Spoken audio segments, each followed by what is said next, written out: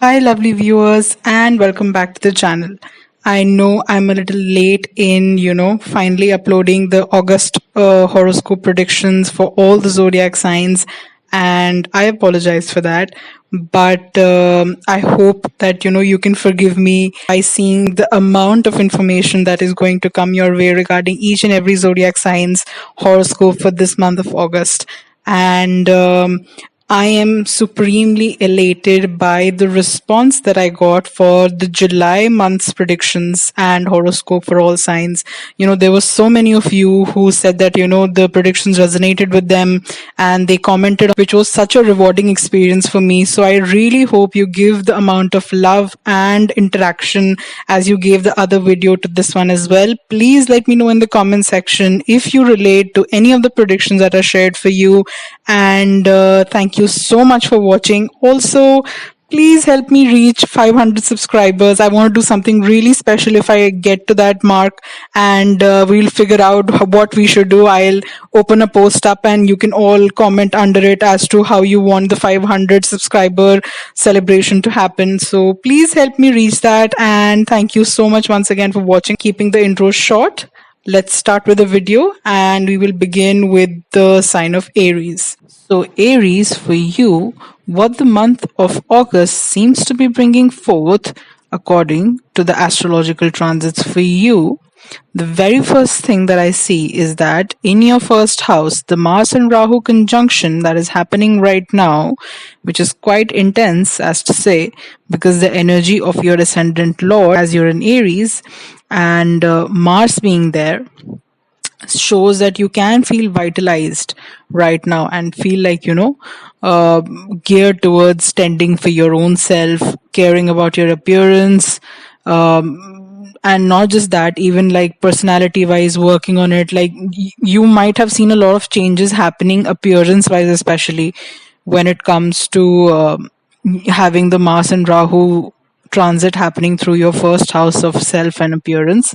And Rahu being quite an unconventional planet, you might have had like sort of unconventional changes happen in your appearance. Maybe you've colored your hair, or you've done something drastic which sort of sets you apart. It can be also very like physical orientation sort of thing, like wherein you've gone to the gym or you've worked out or whatever, and worked on changing your appearance that wise. So it's that sort of energy which has been brewing right now. But as we see that Mars transits into your second house then around the 10th of August, when Mars makes the transit to the sign of Taurus. And what we see here is that your ascendant Lord Mars goes into your second house of finances and family. So what this can bode for you is that I think you will start to have a very coherent and renewed focus basically on your finances and how you want to save your money, how you want to be able to expend that, and basically leading with a lot of things which are regarding your financial security and how you want to deal with those things. So if you've been putting that on a back burner, or you're not really sure about, okay, what should I do, what I shouldn't be doing regarding the finances, and which is geared to a financial security standpoint, I think now you can feel that sort of energy being invigorated, wherein you take the charge in your hands and you start forging ahead with how you want to save, what you want to do with your finances. So that sort of an energy. Another thing which can be also seen is you might also be sort of you might see a change basically which can be possible in your eating habits also. So you might actually start to like see a change in your diet happening, and how you basically look at food, or what kinds of foods you're introducing into your diet and stuff like that. So that can also be a component here. Another thing which is possible here is something relating to family, and I will talk about that later also in the prediction as to why I'm saying it. But a huge component of how you're dealing with family matters becomes extremely essential right now, because Mars being in the second house of family values and stuff like that can show some sort of tension brewing within the family regarding maybe maybe the cause of these instances of whatever tension is there brewing under the surface might be even the financial stuff. So there's a possibility of that as well. And this sort of an energy is later even further cemented down when I go on to talking about the Venus transit, right? So we'll come to that soon. So that is the sort of energy that I see when your first house, your ascendant lord goes into your second house. This can also show that, you might be able to get some money, be able to save more, and stuff like that as well. You might actually become a little more aggressive with your tone and like stuff like that. So you need to be a little careful regarding that as well. So that's that. But also this Mars transit is like a long thing. Mars generally changes its sign like every other faster moving planet like Sun, Mercury, Venus. It changes almost every month. But this transit of Mars into Taurus is going to be a huge deal because it's going to be in the direct motion for almost 2 months up until October. Then it's going to change its sign briefly for a month into Gemini, and then it's going to go retrograde back again into the sign of Taurus almost up until March of next year. So that's a huge energy of, regarding all these things that are happening in Taurus for you. So I'm going to make a separate video for that as well, wherein I properly discuss what is happening and what is not. So just to make this video more coherent to just the August predictions. So yeah, that's the energy. And I'm talking about this energy a lot because it's extremely important where the placement of your ascendant lord goes into. Whenever you check your horoscope for any month, be very vigilant as to what your ascendant lord is doing. So as your ascendant lord is Mars, that's a good thing. Also, the conjunction of Mars getting away from Rahu is a good thing technically, because these two planets don't necessarily have a very functional working relationship together. So it's a good thing that Mars is moving into Taurus for you. Now moving ahead, we see that Venus is there in the third house right now, and it will be moving into Cancer by the 7th of August. So it's a very short period of time, like in August at least, where Venus is, in Gemini. You must have been feeling these effects since July, wherein you felt that you're able to network better with people, you're able to communicate better, your speech and communication is well received by people, and you must have also maybe had the opportunity to travel at least to short distances and travel and explore a bit, and that sort of an energy was there. But when Venus moves into the fourth house, right? So technically what you expect to happen when Venus moves into the fourth house is extremely comfortable in that house, right? So what you could have expected when that happens is that, you are looking for, let's say, beautifying your house. There's something related to the whole aspect of maybe renovating, maybe, doing some sort of a project for your home wherein you want to, make it look better and stuff like that. That sort of an energy. And also it could have shown the fact that your relations with your family get better. It becomes more harmonious, more lovable and stuff like that. But why this is a prospect and not a reality? Because the retrograde Saturn has a direct aspect onto it, right? The 7th aspect that it's making onto Venus. So I've made a separate video on retrograde Saturn and all its impact and effects, which you can also see. I'll be linking that in the description box. You can also see that by clicking the I button on the upper right hand side of the video screen. But this aspect I had not spoken about in that video, so I will in detail, I'll go into that. But other than that, all the other aspects that retrograde Saturn is making, how it's going to impact your sign, is all has been spoken about in that video. So you can definitely check that out. It'll be, you'll be able to understand better how things are going when it comes to the retrograde Saturn's effect for you. So coming back to Venus, right?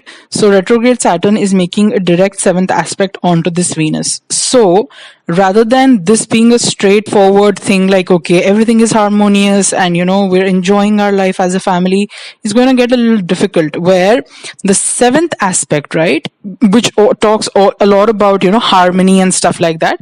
So you can see that the harmonious sort of aspect that you kind of expected to be there in the family, or which was normally sort of experienced, is not there anymore. There is some sort of challenges that are happening right now, which is causing you to be a little, the family life to be a little disoriented, like you're not satisfied with what is happening, sort of a energy which it exudes, right? But don't worry, by the end of the month, almost at the extreme tail end, 31st of August, Venus moves into Leo, right? So this aspect of Saturn will go off. So it's not a huge long transit where you're going to be, constantly petrified of what is happening, but it is a possibility for almost up until 3 weeks, right? That it's going to be there in the fourth house, transiting there.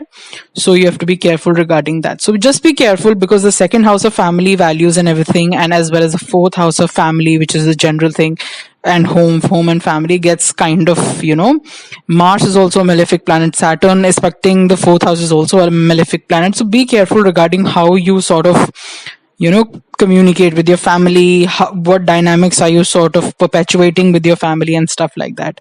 So you need to be careful regarding that. Now, moving ahead, Sun right now is in Cancer, right? And it's going to be there until the 16th of August, right? I've spoken in detail about how this Saturn's aspect on Sun will be interacting, how will it, basically manifest for you. So I'm not going to again go into it in like detail as I had in the retrograde Saturn's video. Moving ahead, we see that this Sun then moves into the sign of Leo on 17th of August. And this is a great thing because Sun is getting into its own sign, right? Which always is a good thing. Also, the house that Sun generally rules, which is the fifth house, Sun is moving into that. So for you, it's a really good thing.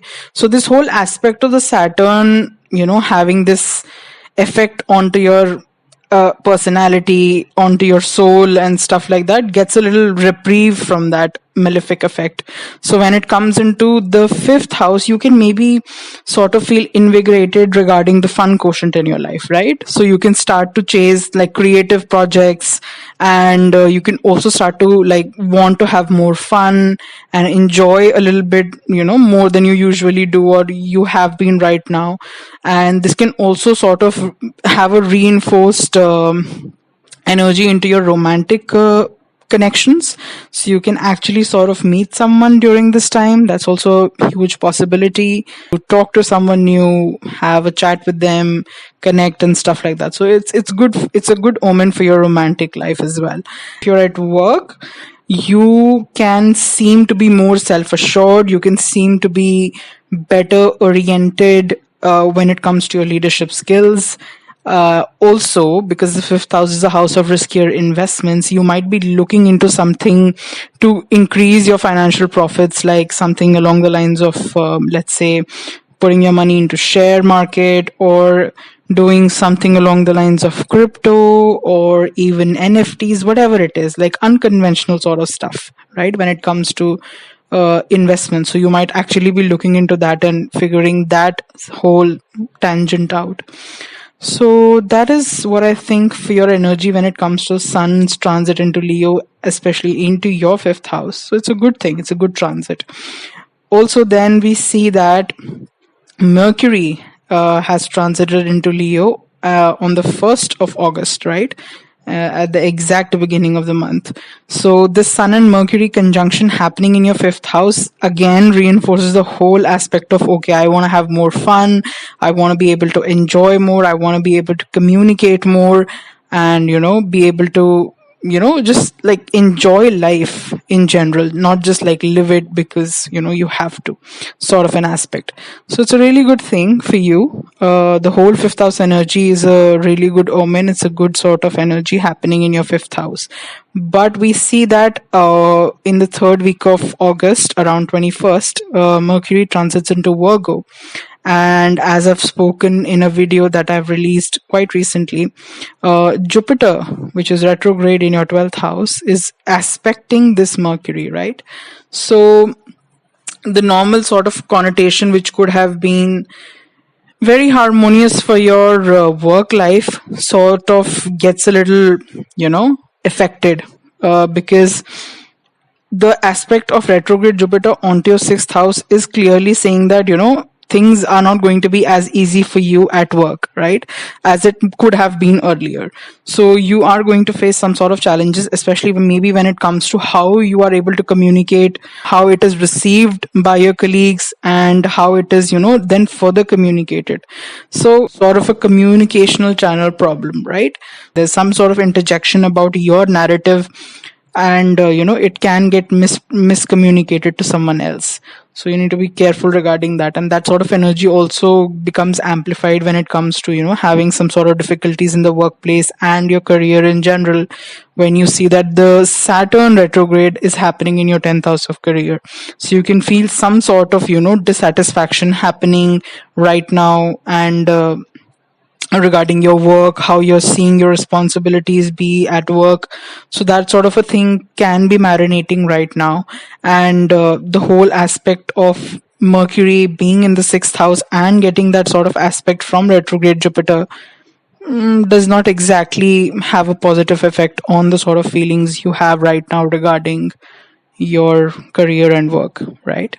So all in all, it's a good month. You are having a good transit of your ascendant lord into your second house. It can bode good news for your finances. Also the sun's transit in the fifth house also has that same sort of energy. But what you need to be careful about is your work equations and your equation with your family. So just be careful regarding that. And I hope you have a great month of August. Please let me know in the comment section if these predictions have resonated with you. And yeah, thank you so much for watching. Hey, Taurus, for you, what the month of August is bringing forth when it comes to astrological transits, and what sort of energy is it basically impacting you with. We see that firstly, your ascendant lord, which was in the second house in the sign of Gemini until now, gets to transit into the third house by the 7th of August, right? When Venus moves into Cancer. So we see that, this is like a good omen again, because your ascendant lord being present in the second house has a good effect generally, because it's able to show you that, you are able to catalyze having gains of money, you're able to save better, you're able to have better financial stability. So which is like a big thing for Tauruses any which way. So it's great energy of your Venus being present and transiting through your second house. But as we see that it moves into the sign of Cancer on the 7th of August, this technically would have been a good transit, because this would have made you feel invigorated to have conversations, communications with people, and people's general receptivity of your communication would have been good. And you might have actually also had the opportunity to travel somewhere close by, have short distance travels, a vacation or something of that sort. But this is just a possibility and not exactly how it would have gone or will go like, because the retrograde Saturn from the ninth house makes a direct impact onto your Venus, right? So when it comes to the impact of the retrograde Saturn, I have exclusively spoken about it in a separate video, and you can definitely watch that. I will be linking that in the description box. Also, you can see that if you click the I button on the upper right hand side of the video screen. Now I'm speaking about this transit especially because Venus was not in Cancer until now, so I hadn't spoken about it in that video. So now when we see that Venus moves into Cancer and gets that direct 7th aspect from the retrograde Saturn, and also on top of everything, Venus being your ascendant lord, right? So it's extremely crucial as to how this is going to impact you. So from the ninth house, when Saturn is sort of, going ahead and putting that aspect onto your third house, we can clearly see that any sort of travels, especially I feel like, be it short distance, long distance travels, can seem sort of extremely hindered.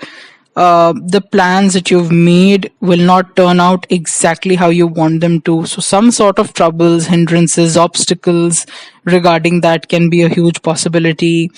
Then also, if you are a student, I feel the whole aspect of being able to receive and communicate information and knowledge is going to be a little difficult. So the concentration levels, being able to coherent what is being taught, and the whole educational aspect can get a little troublesome. Also, you can see that maybe your relations with your younger siblings can be a little tumultuous right now. Like, you might not be able to see eye to eye on certain things, so there could be possibility of some disagreements and stuff like that. So that is also a possibility.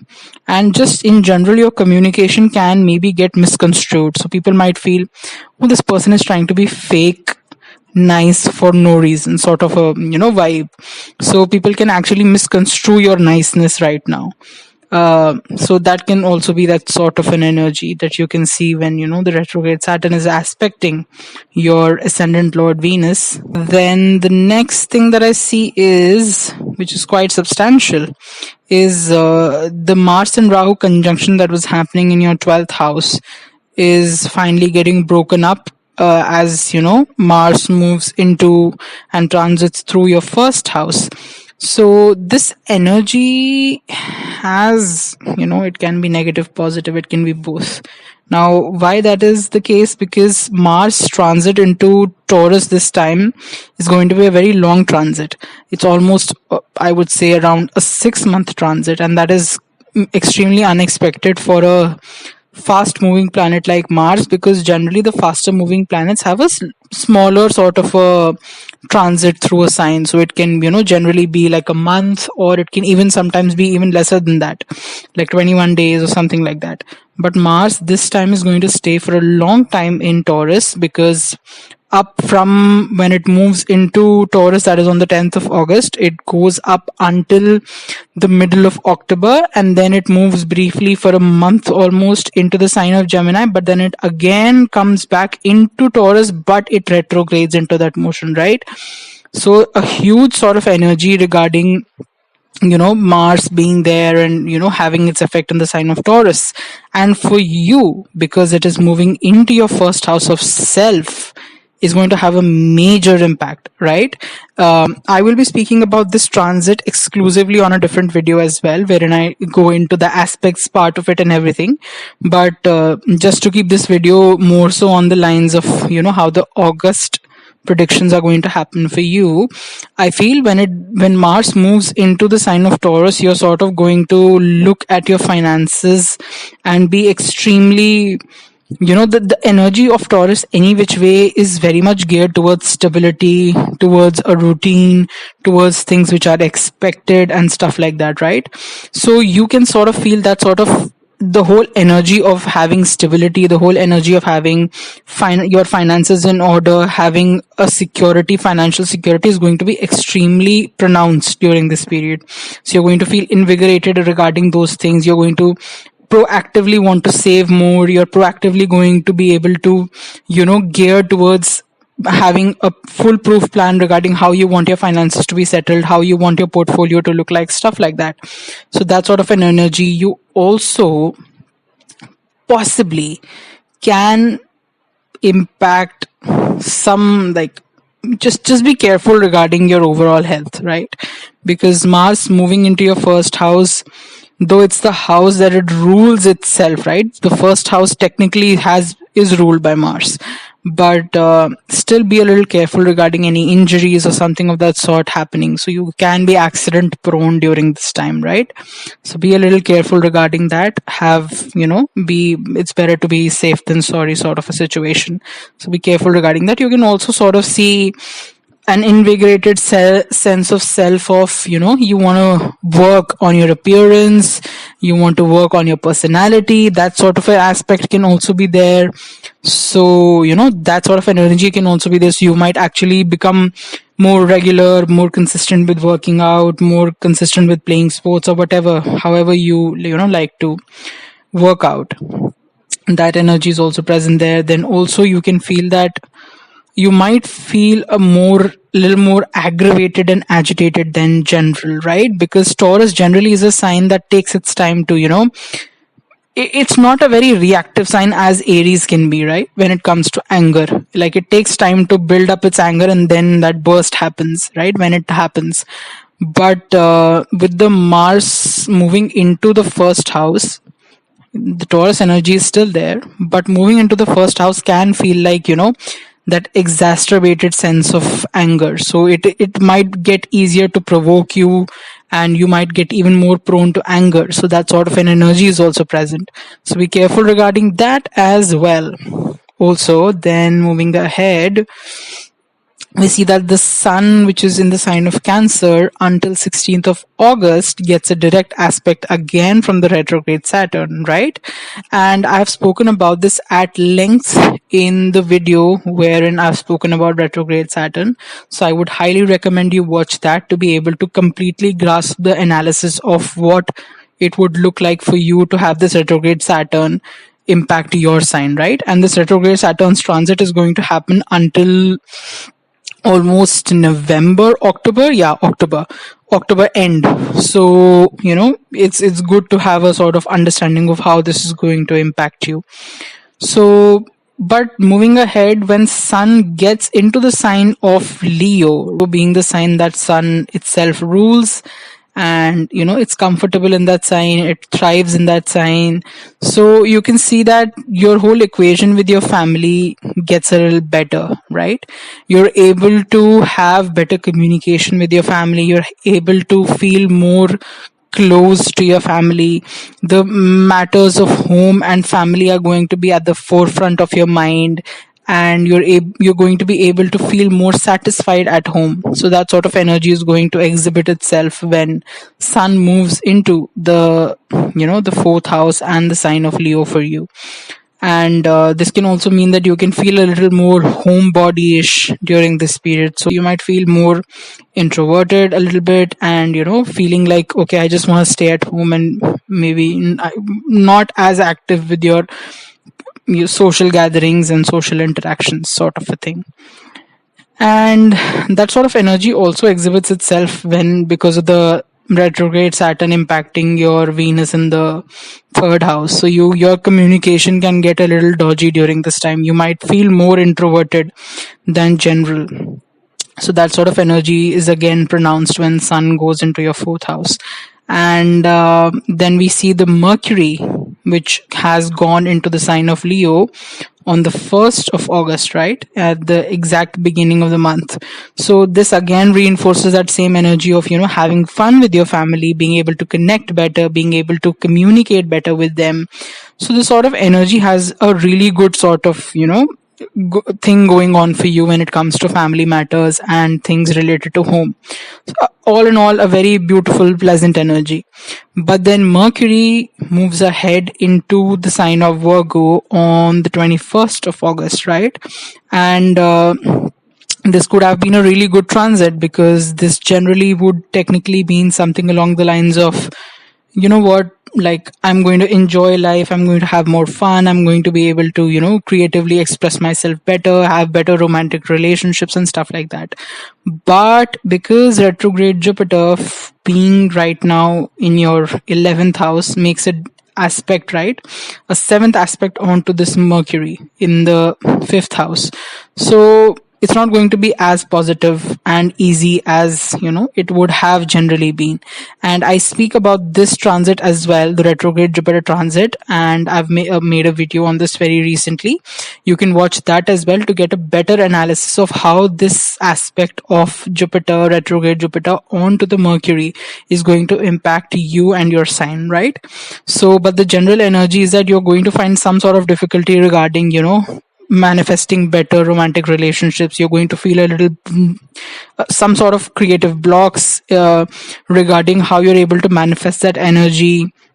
The fun quotient that should be present in the fifth house when when Mercury transits through, that is going to be a little dodgy. So the whole aspect of, okay, I feel great or whatever regarding life might not be as pleasant. So there might be some contemplation regarding that. Even your whole personality thing, you're sort of contemplating it, trying to understand if I want to, change something about myself or things like that.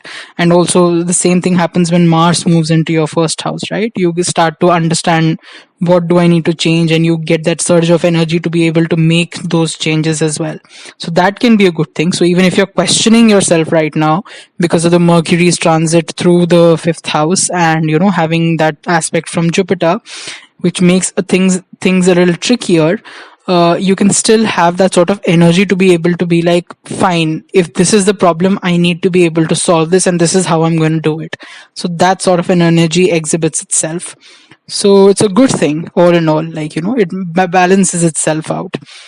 And as I've already said, I'm not going to go in detail about retrograde Jupiter or retrograde Saturn, because I've at length spoken about these two transits in very recent videos that I've produced and released. So you can definitely watch those. And yeah, that's all for your month of August. Thank you so much for watching, and let me know in the comment section if these predictions resonated with you. And yep, have a great August. Geminis, for you, how the month of August is looking based on the astrological transits is that very first thing, Venus right now is in your first house, and it moves into your second house on the 7th of August.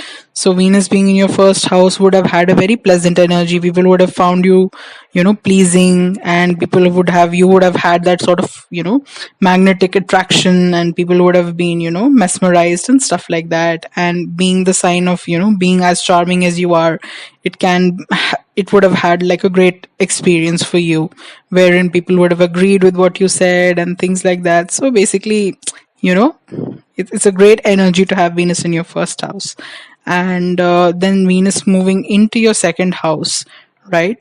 It shows that you are right now thinking clearly about how you want to be able to manifest your ideas, your curiosity about, finances, and be able to lock that down into a solid financial plan wherein you're able to save better. Able to have, let's say like a safety fund of some sort of expenses, or you're looking to just be able to make better financial decisions and be able to save better. So that sort of equation also comes forth, wherein you're going to be focused on that. You might be able to catalyze better gains for yourself monetarily. Also, your whole equation with your family can seem to get better, right? But all these sort of things can have some challenges, because the retrograde Saturn right now from your 8th house makes a direct aspect, right, onto the Venus that is transiting through your second house.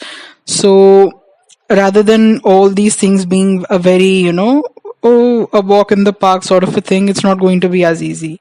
So I've spoken about this retrograde Saturn transit for you and for all the signs basically in a detailed video, and you can check that out, and you can completely understand how this is going to interact for you, what is the result for you going to be like.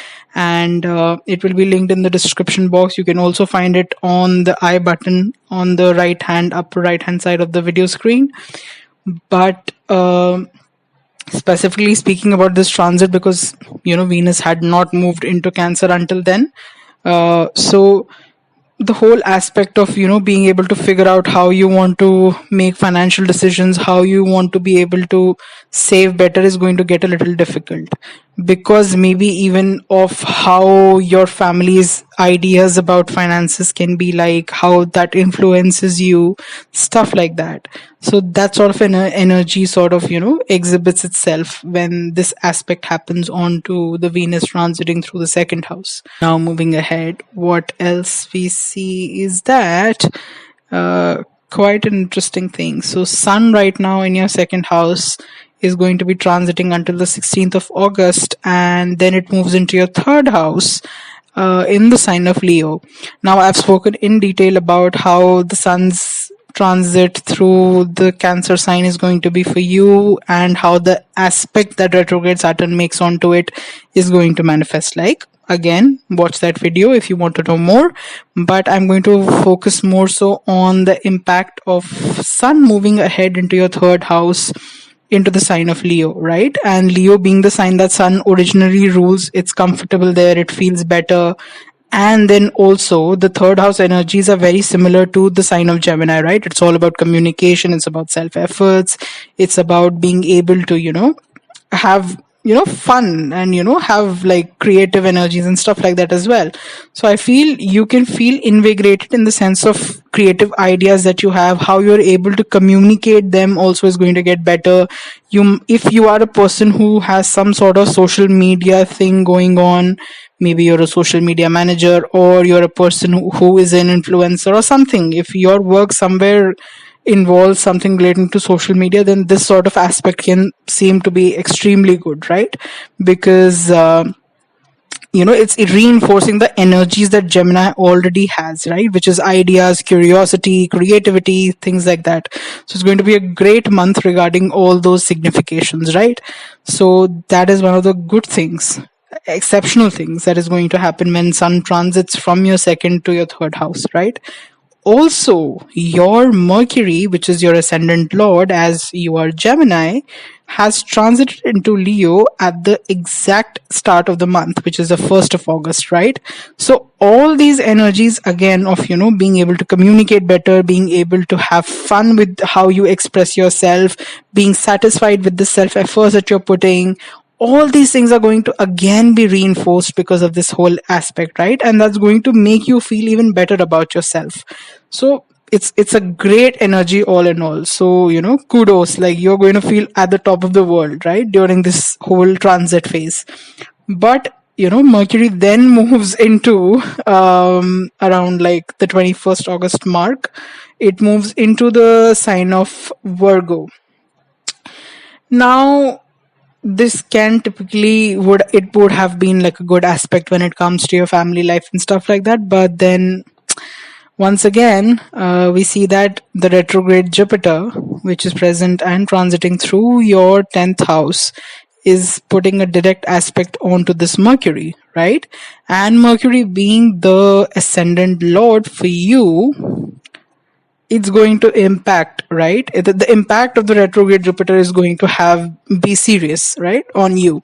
By serious, I mean it's going to be impactful. You're going to feel more because it's your ascendant lord, right? It's one of the most important planets you have in your chart. So I've spoken about this retrograde Jupiter having the aspect onto Mercury in detail in a video that I've released recently. Please watch that to understand this aspect better for yourself, because this retrograde Jupiter transit is going to be there until almost the end of November. So it's going to give you some sort of insight into how these sort of months can be for you, what sort of themes, what sort of challenges can be there for you. So do watch that video. Again, it's linked in the description. Also, it will be there on the upper right hand side of the video screen, the I bar, so you can watch that as well. But the general thesis of this sort of aspect happening onto your 4th house can be that the family matters are going to be more tedious right now, right? How easily you expect things to go on in your family is not going to be the case. So you have to be vigilant regarding how the communications are panning out in your family. How are you able to have that sort of harmonious environment, and being able to put efforts regarding that as well.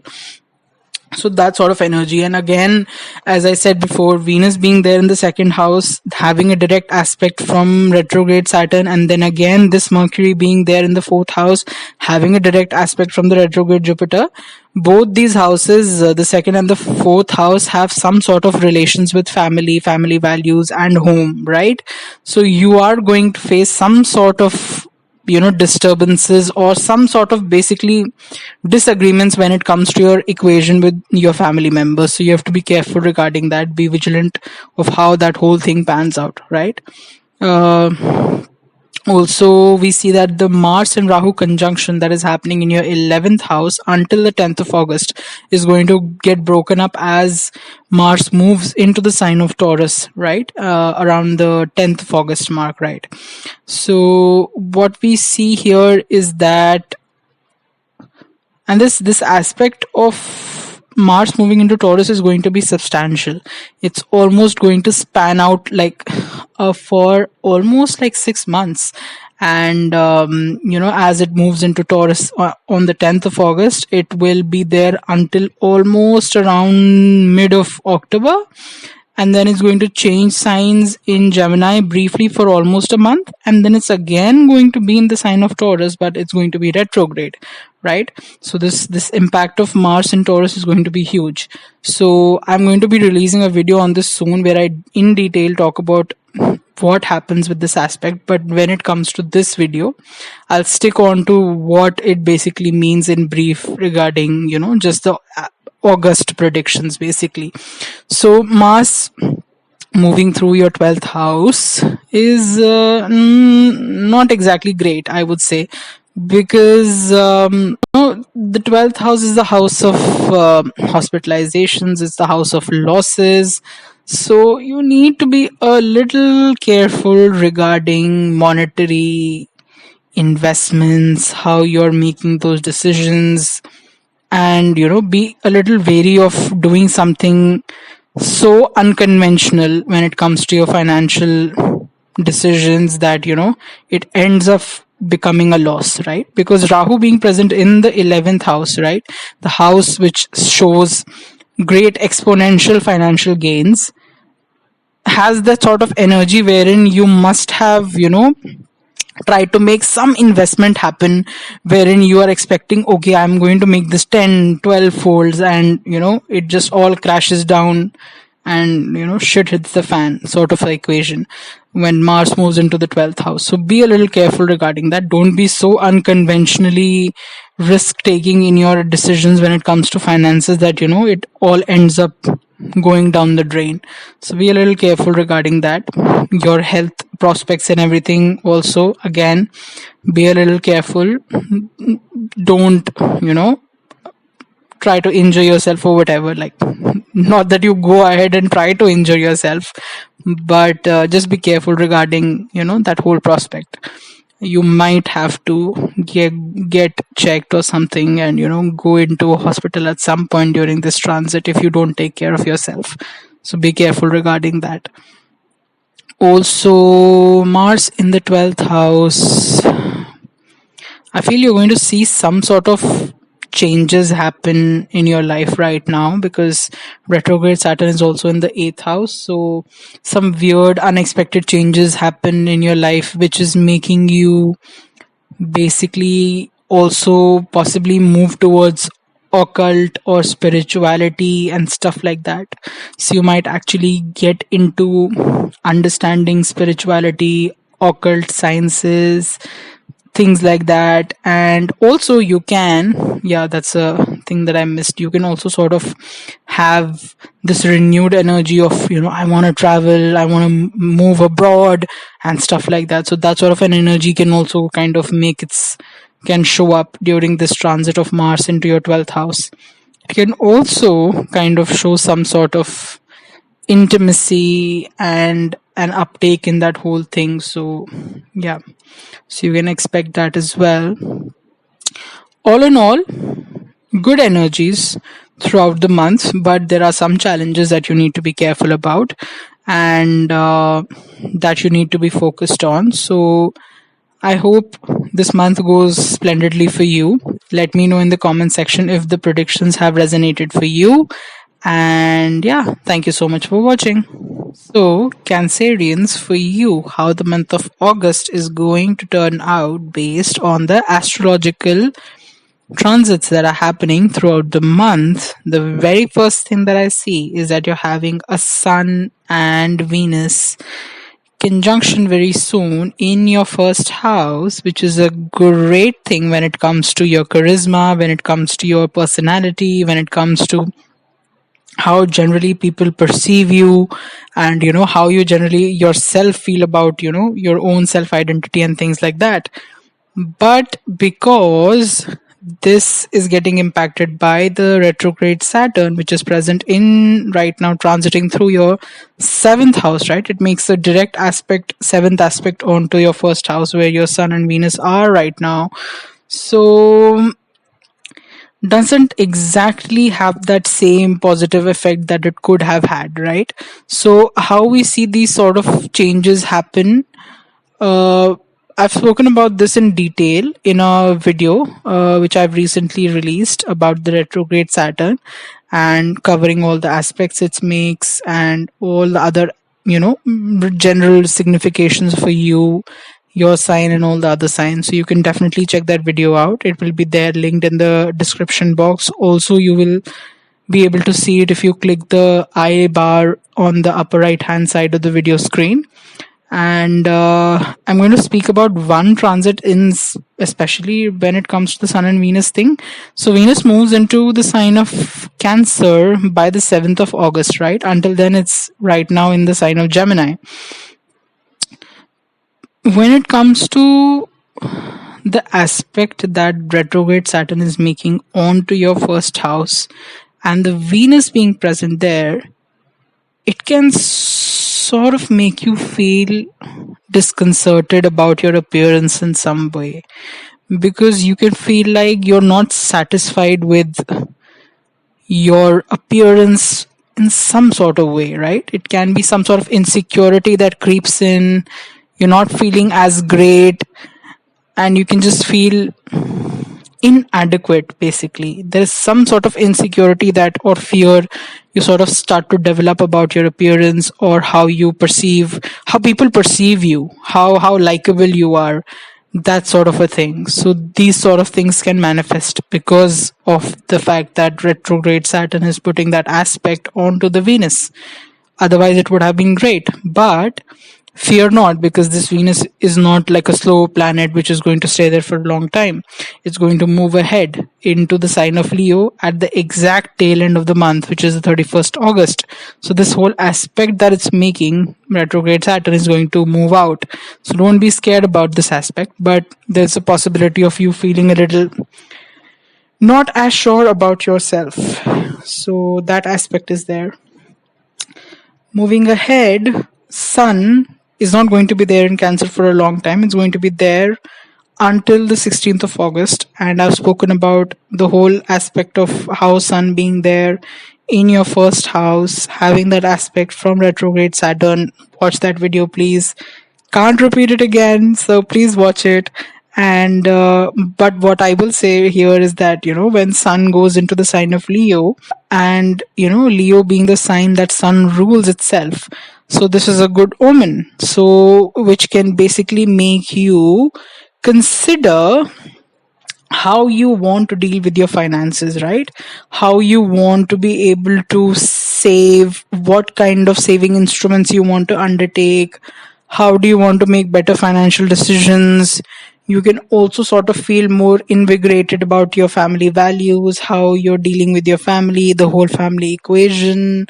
Also, Mercury being there, and Mercury moving into the sign of Leo at the exact beginning of the month on the 1st of August basically reinforces this whole energy of being able to have fun with your family, be able to feel more connected with your family, and being able to make better ideas and how you want to save your money, how you want to be able to have a better security deposit, or whatever you can call it, of your finances. So having a little bit of a stability in your finances and being able to have predictable finances, sort of a thing. So that energy sort of exhibits itself when the Sun moves into the second house with the Mercury. Now Mercury does not stay here for long. It moves into the sign of Virgo on the 21st of August, right? And this is in your third house. So this technically would have been a good thing when it comes to communication, but why it's not going to be exactly as easy is because the retrograde Jupiter from your ninth house makes a direct seventh aspect onto this transiting Mercury, right? So I've spoken about the aspect the whole aspect of how the retrograde Jupiter is going to impact your sign, and how it's going to impact, even the transiting Mercury through your third house. So please watch that video. It's been recently released and you can watch it again. It'll be given in the description box. It will also be present in the I bar on the upper right hand side of the video screen, so you can watch that as well. It's going to be a great video. You'll be able to understand how this is going to impact you. But in short, I will just say that your communications are going to be a little difficult. Your ideas, how you want to ideate something, how you want to communicate something, is not going to exactly manifest and translate as you want it to, which is going to be a little frustrating. Also, you can feel a little doubt about your self efforts, of how well you're able to adequately manifest your efforts into the expected outcome that you wanted to have.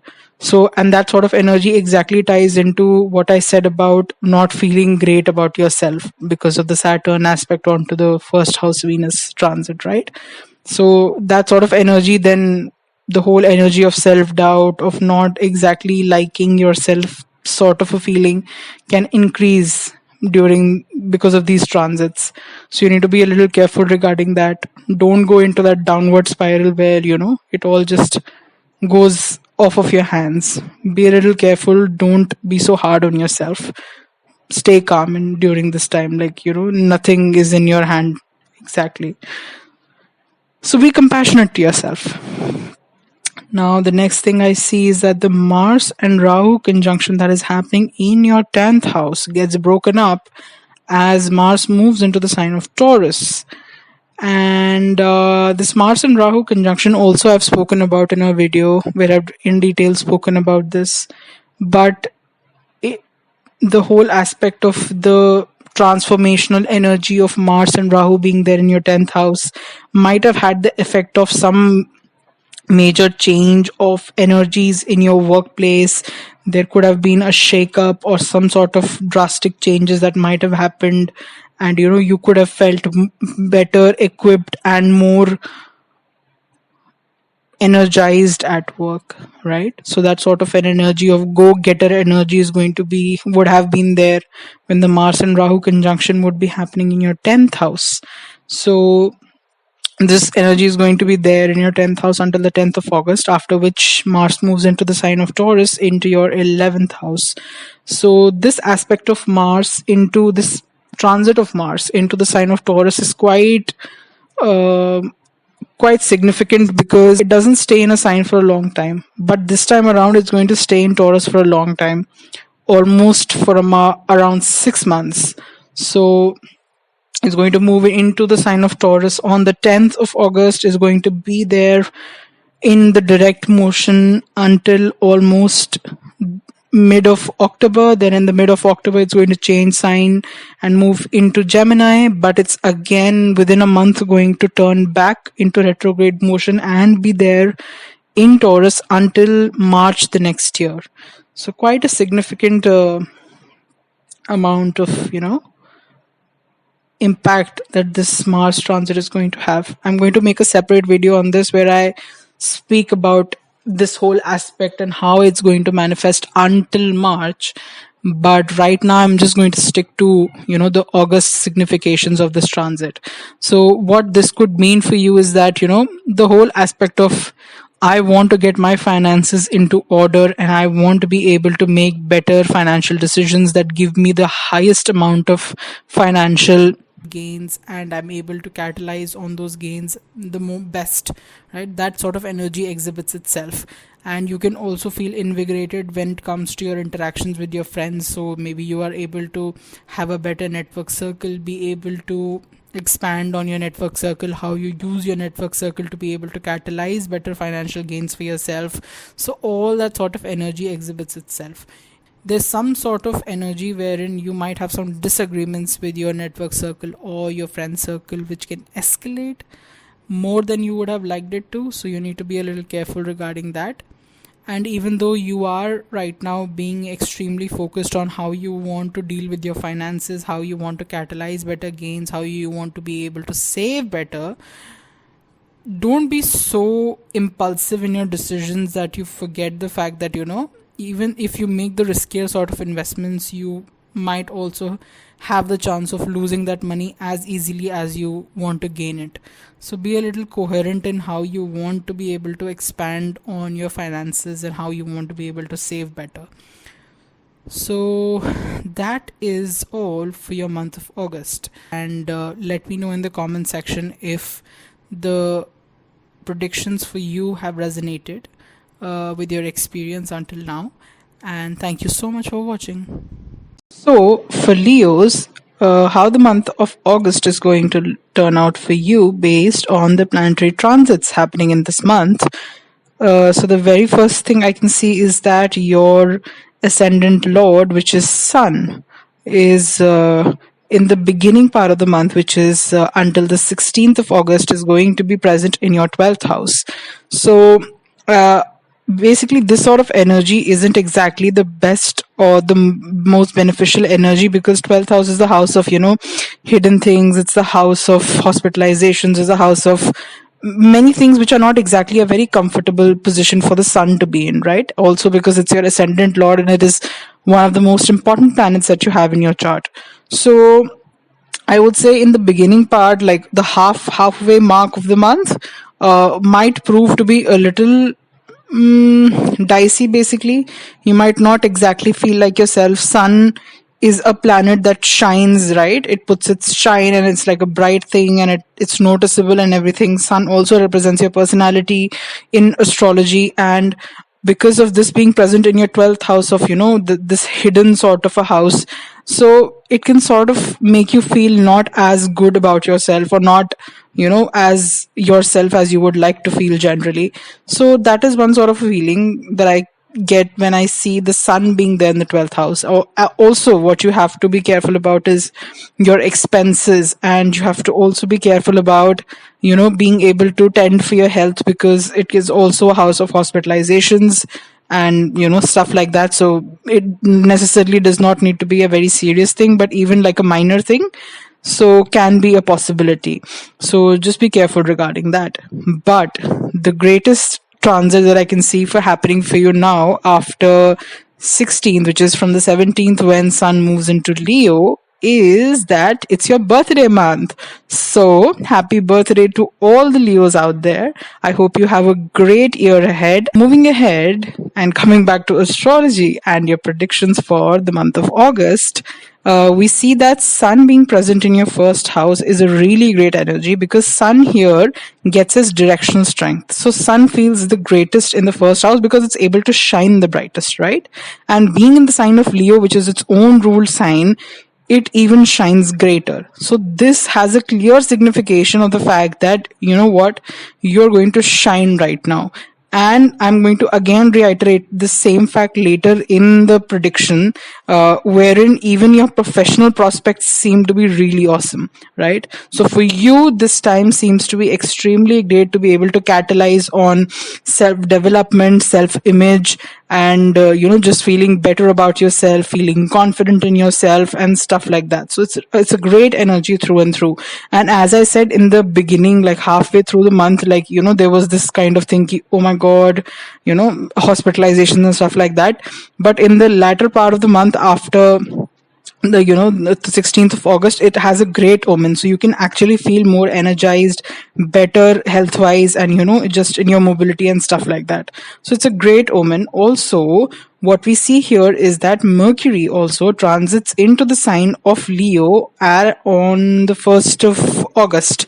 And this is also a great thing, because these two energies, when they get coincided, it has a great omen of having fun, feeling that you can look at life and be happy about things, extract fun out of it, be curious, be able to have fun. This can also have a really good energy when it comes to your romantic relationships and stuff like that. So you can actually maybe meet some people and you can see more charismatic than usual.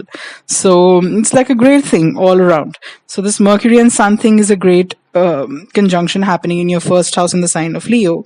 But Mercury then moves ahead into the sign of Virgo on the 21st of August. So what basically this would have been like a positive omen, because Mercury is a benefic planet. But why it's not going to be as benefic is because the retrograde Jupiter, which is happening in your 8th house, makes a direct aspect, the 7th aspect, onto this transiting Mercury in the sign of Virgo, right? So I've gone in detail and spoken about this aspect, and even the whole transit of retrograde Jupiter that goes on until almost the end of November. So you can look at, if you want to see that video and understand how this transit is going to turn out for you.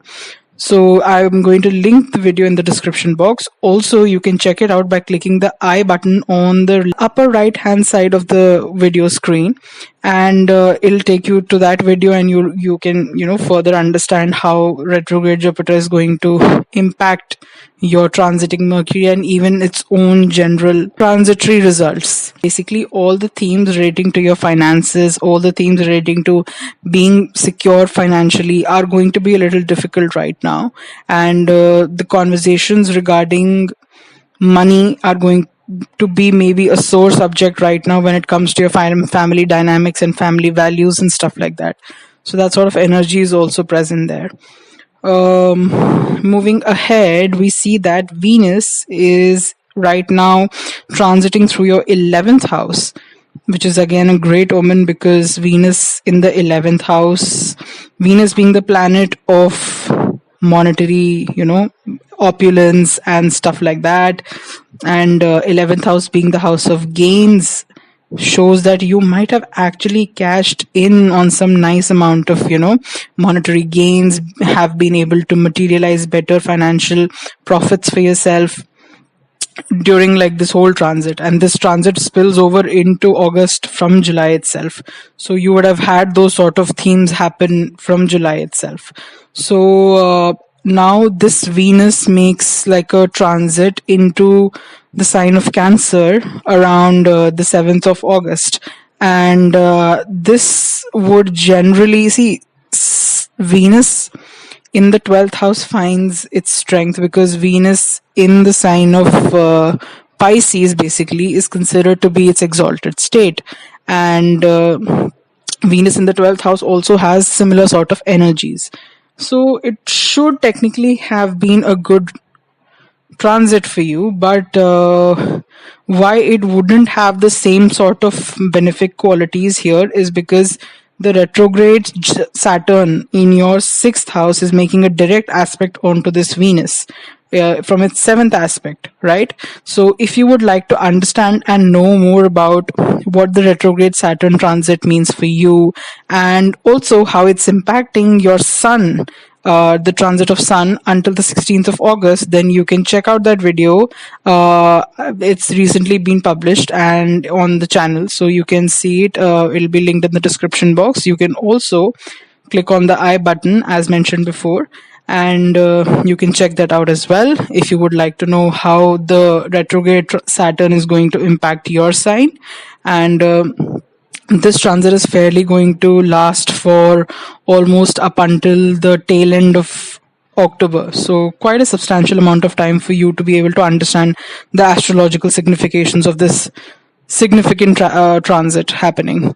So when it comes to coming back to the Venus transit in Cancer and why it won't be as benefic as it could have been because of the Saturn's retrograde, impact on this Venus, transiting Venus through the aspect, is because Saturn here restricts the ability of Venus to be able to be giving, to be able to be, to be able to really experience love in its depth, in its purity, in its authenticity. So what can happen is, as I mentioned before, that there are chances of you to actually get into romantic relationships or fester some sort of whatever, like a fun equation with somebody. But I feel rather than actually getting in deep with someone, be it in a love relationship or whatever, it's going to be quite surface level. So it's going to be, okay, I'm having fun, I don't want to be like serious about something, things like that. So it has that sort of energy. Also, Venus being there in the 12th house, you can also expect the fact that if you would have wanted to go on a vacation to like some far off place and just enjoy and chill out a bit, it's that whole process is going to get a little difficult, right? You will have to plan it properly, and maybe some sort of weird obstacles are going to come forth, or you're going to just find difficult to manifest that whole thing.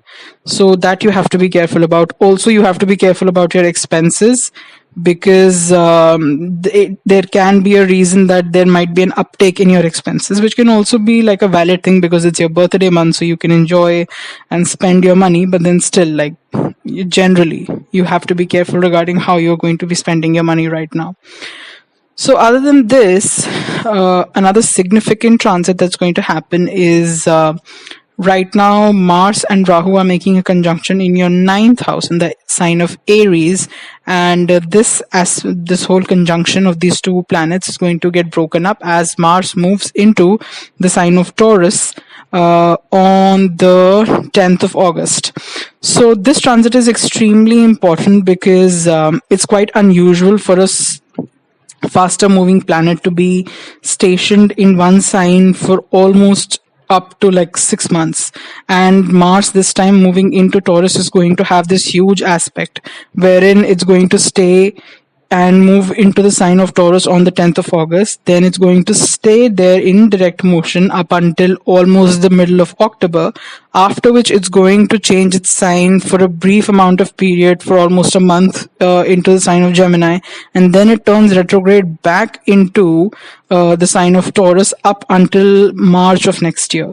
So there is huge amount of energy that is going to be exhibited here, and I'm going to make a separate video on this as well, so that we can completely understand how this whole transit is going to span out for you when it is in direct motion and when it is in retrograde motion. But right now, sticking to the part of it which basically unfolds during August. So Mars being there in the 10th house is a great omen because Mars finds its directional strength in the 10th house. And as I'd mentioned before, when I spoke about Sun being there in your first house and feeling confident and feeling like the best about yourself, the same sort of energy comes when Mars is in the 10th house, but it comes to your career and your profession. So you might be feeling energized and motivated and focused regarding what you want to do professionally, how you want to be able to manifest, how you want to be able to make sure that okay, these are my goals, these are my things, this is how I want to achieve them, this is how I want to do it. So you're very, very clear and coherent on how you want to be able to make your professional prospects your realities, right? So that sort of energy is there, which is a great thing. Also, this is a good transit because even more so because the retrograde Saturn is right now transiting through your 6th house, which has the possibilities of facts like, people actually going behind your back, like your colleagues, and, festering some sort of confusions regarding which then you have to bear the brunt of these sort of, just say like office politics and stuff like that. There is that sort of energy also present there. But because Mars is in the 10th house right now, it shows that whoever is trying to do whatever cannot succeed in their ill-fated motivations, because you are right now geared and focused, and nothing can stop you from winning over your enemies.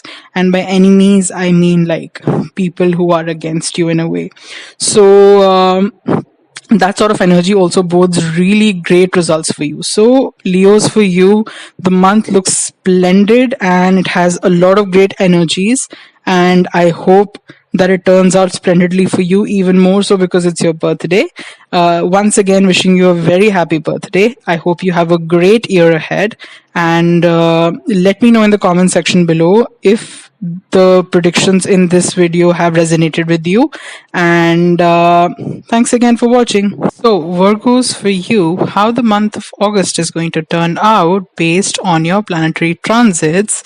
The very first thing I can see is that your ascendant lord, which is Mercury, moves into the sign of Leo at the exact beginning of the month, which is the 1st of August, right? So being your ascendant lord and moving into your 12th house doesn't exactly have the greatest significations. So this can basically show instances of you having to be a little careful regarding your health. Be a little wary of anything that you feel, even if it seems small right now. Make sure to get it checked out. Make sure that you're able to take care of your health properly, because this sort of signification can show that you might not feel the greatest health wise right now. This can also show the probability of the fact that you might actually want to travel abroad somewhere. There can be plans wherein you wish to travel abroad, and such plans basically can be very much possible, because there are other significations in your chart which are also helping this whole fact right now. So if you have any plans to travel abroad, and up until long distance travels, and even to foreign places and stuff like that, definitely that's a possibility for you to happen. And you will find fun in those sort of instances to come about. And that's a great energy. Also, there is an energy which might be even linked to this one, wherein when you travel extensively, you will spend invariably some amount of money, and basically there can be otherwise some sort of losses monetarily which you have to be wary of. So the beginning of the month sort of doesn't exactly bode the best energies for you. So then this Mercury moves from your 12th house into your first house by the 21st of August. And generally this would bode really good news, because your ascendant lord getting back into your first house has great significations, because you would feel better health wise, you would feel better, like self assured about your identity and stuff like that. But why these sort of significations are not exactly what you would be looking out for when it comes to this transit is because the retrograde Jupiter, which is happening from your 7th house right now, is going to be putting its direct aspect, which is the 7th aspect, onto this transiting Mercury in the sign of Virgo. And that doesn't exactly have the greatest significations, again, regarding especially your health and your self image. So once again, the same sort of energy is being reiterated. And because Mercury is your ascendant lord, it's extremely important to see how it is transiting and how it's interacting with other planets. So when it comes to the retrograde Jupiter's aspect onto the Mercury in Virgo, I've made a separate video on this wherein I especially talk about the whole aspect of how the retrograde Jupiter's transit is going to turn out for you. And you can watch that video. It will be given in the description box. Also, you can see that by clicking the I button on the upper right hand side of the video screen, and you can better understand how this aspect would turn out for you. And this retrograde Jupiter transit is going to happen until almost the end of November. So it's a significant amount of time for you to be able to understand and get how this transit is going to have its energy manifested for you. So in general, this month you need to be careful regarding your health, especially because there are significations that it wouldn't be as great as you would have expected it to be. And just be a little careful, be a little compassionate with yourself, and give yourself some rest as well. Now moving ahead, Venus up until the 7th of August is transiting through your 10th house. Venus in the 10th house is a great omen to have, because it would have had significations like you would have been very well received at work, your ideas, your authority would have been well respected, well pleasantly responded to, and your whole persona would have been generally very pleasurable as in nice, not the other way around. Generally you would have been perceived properly, and your whole impression would have been great onto even your superiors also. So that energy is great for Venus to be present. But then after 7th of August, on 7th of August, it moves into the sign of Cancer, and for you that is transiting your 11th house. This should technically have been like great energy for being able to manifest better monetarily gains, and being able to expand on your financial gains and stuff like that. But why this is not going to be the exact case for you is because from the fifth house, retrograde Saturn is putting a direct aspect onto this Venus. And this is going to dull down the significations of as benefic as it could have been if it wouldn't have had received this aspect from Saturn. If you want to know how this retrograde Saturn is going to impact your sign, then you can definitely watch a video that is recently released on this channel, wherein I go into depth regarding how this is going to manifest for your sign and what are the significations that you can expect to see and be able to experience during this period of retrogression, which happens roughly, which has started around the middle of July, and this will go up until the middle of October. So you'll be able to understand what kind of significations you can see from the manifestation of energies of this retrograde Jupiter and retrograde Saturn. So check that video out, and you can see that linked in the description box. Also, you will see it by clicking the I button as mentioned before on the upper right hand side of the video screen. You see that this retrograde Saturn is impacting Venus, and how this is going to basically impact you is maybe right now you are looking into some sort of financial investments which can be riskier than usual, right? And these financial investments are not going to perform how you exactly want them to. So you might have invested into them thinking, oh, I'm going to be able to reap better benefits, I'm going to be able to expand on my financial gains, but it's not going to exactly go as you predicted it to be.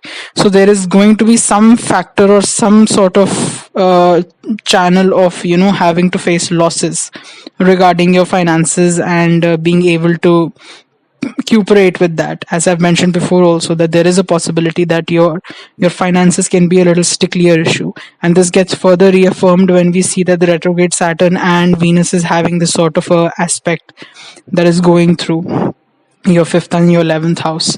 So this sort of signification is also present. You can also see that how you network with people generally, and how well you're able to form network circles, or how well you're able to catalyze these network circles to be able to get better benefits financially is not going to be as easy as before. So you will have to work at it harder, and it'll be a little difficult for you to be able to manage your networking. So that sort of energy is present when it comes to the Venus transit through the sign of Cancer. But don't worry, this is not going to stay on for a long time. At the exact tail end of the month, which is 31st of August, Venus is going to move out from the sign of Cancer, and it's going to move into the sign of Leo. So this difficulty regarding these sort of aspects is going to turn out better. So just focus on how you are spending your money right now and how you're going to be investing it as well. Now, moving on to one of the most significant transits that are happening for you this month is that the Rahu-Mars conjunction that is happening in your 8th house is going to be broken up as Mars moves into the sign of Taurus on the 10th of August.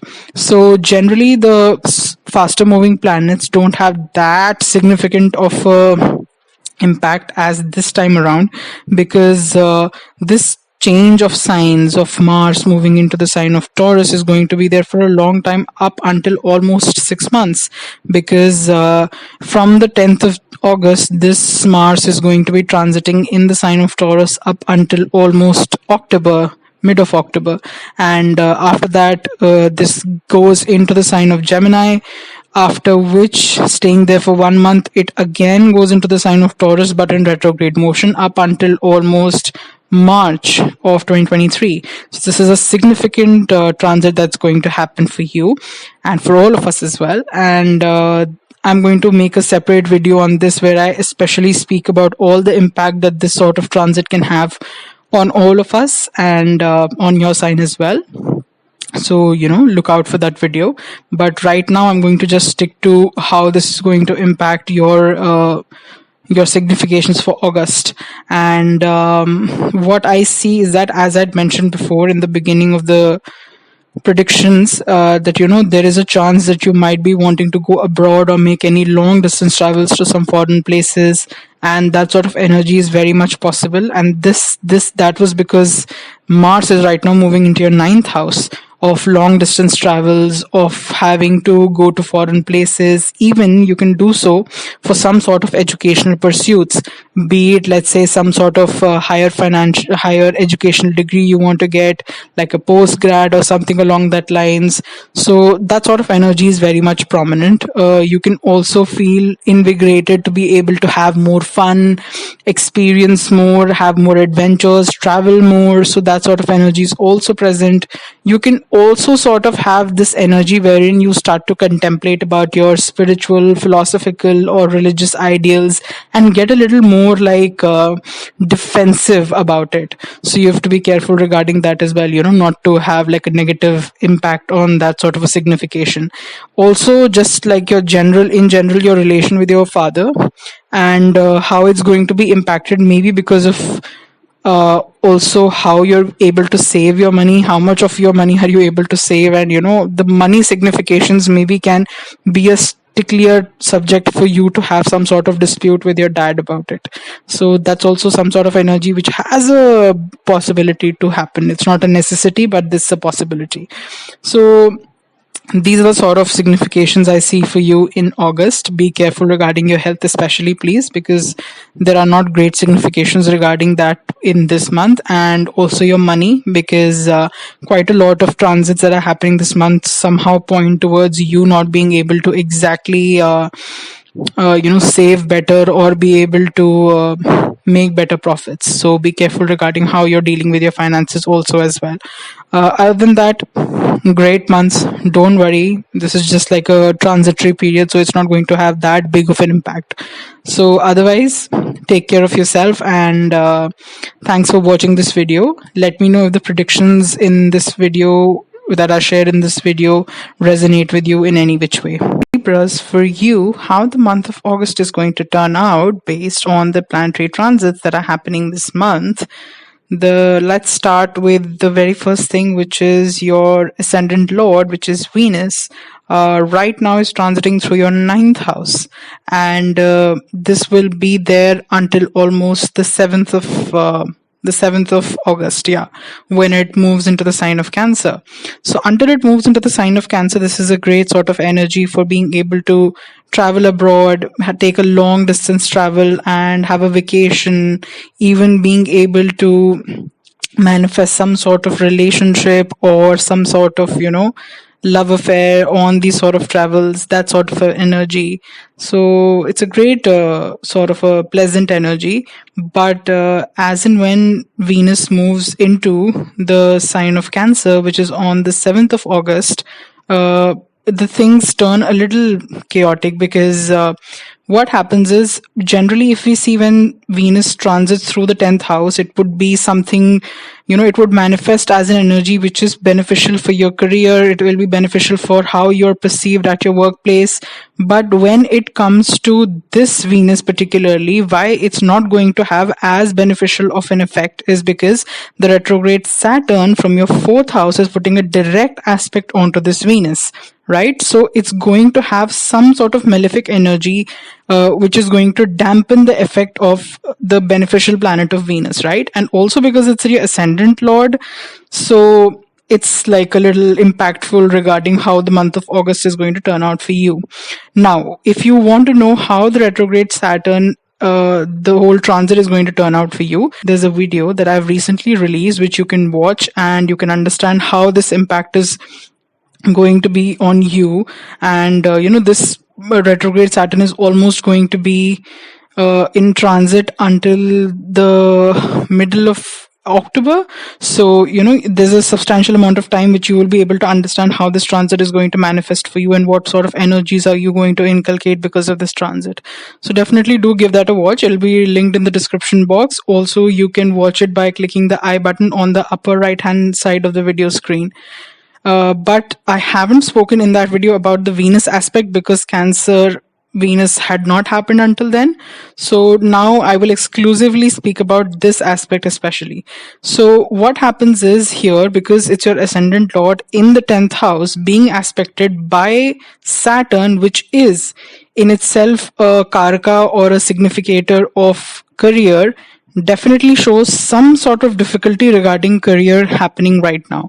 So until the Venus transit is going to happen in Cancer, now because it's a faster moving planet, it's not going to stay there for a long time, which is a great thing for you, right? Because that malefic impact is not going to stay on for longer. But this Venus is basically going to have some sort of hindrances as to how you're perceived at work, what sort of an impression that people have of you at work. So that can get a little dodgy, and you might have some issues regarding that whole aspect. And that is something that you need to be a little wary of. Also be a little careful of how you speak to your superiors. What is your relationship with your superiors at work? That sort of a thing also needs to be taken care of. So relationship building with your superiors and being able to be on the similar page with them is something that you need to be cognizant of. So that is one thing that I can see. Another thing we see is that Sun is also there right now in the sign of Cancer, and it was going to be there until the 16th of August, so almost halfway through the month. So this aspect I have spoken about in detail in the retrograde Saturn video that I spoke about. So you can definitely give that a watch to understand this better. I will move on and speak about the fact that when Sun goes into the sign of Leo on the 17th of August, and this is going to be transiting into your 11th house of gains, right? So this shows a good and positive energy because it's going out of the aspect that retrograde Saturn is putting on it. So it can manifest in its whole capacity and give you a beneficial result. So what happens when Sun is transiting through your 11th house is you are going to be able to catalyze on, making better networks, expanding your network circle. And that expansion of network circle can basically help you catalyze into expanding your financial gains and being able to earn more, being able to get better financial decisions and stuff like that. So that is a really good energy. You can also feel like you're especially connected with your friends during this period of time. So you can feel like, okay, this extroverted sort of energy where you're going to meet your friends, you're having fun and that sort of an equation. So you can feel quite connected with your friends and stuff like that. What else? I think your sort of focus is also like financially to be better at making your investments have better a better gainful portfolio to be able to have better financial security and stuff like that. So basically finances, friendships, all good things happening in that whole aspect. Also, Mercury basically is going to be stationed here, and it moves into the sign of Leo at the beginning of the month, which is the 1st of August. So what we see here is that this whole aspect of Mercury and Sun being there in the 11th house shows that you're going to have fun with your friends. You're going to have fun with, being able to expand on your network circle. You're definitely going to meet certain people which are going to help you to catalyze better financial gains in your life. So that sort of energy is present because of these two planets interacting in the 11th house. What happens next is Mercury moves into the sign of Virgo on the 21st of August. Now, what this does is that Mercury typically, when it moves into the 12th house, you could have seen something along the lines of a little bit of a introversion sort of an aspect coming into play and stuff like that. But now Mercury here doesn't work exactly how it should technically be working when it moves into the sign of Virgo in the 12th house for you. What happens is retrograde Jupiter from your 6th house makes a direct aspect onto this Mercury transiting through the sign of Virgo, and this aspect also I have recently spoken about in a video in detail, wherein I go into detail as to what the retrograde Jupiter can manifest for you and your sign, and also all the aspects it makes, and one of these aspects being Mercury being in the 12th house and how it basically interacts with that whole thing. So definitely give that video a watch. Again, it'll be linked in the description box. Also, you can find it by clicking the I button, as I mentioned before. The next thing which I see, which I haven't spoken about, is the Rahu-Mars conjunction until now. The Rahu-Mars conjunction happening in your 7th house. And I've made a separate video on this as well, where I've spoken about the Rahu and Mars conjunction. You can find that video also linked if you would like to watch it.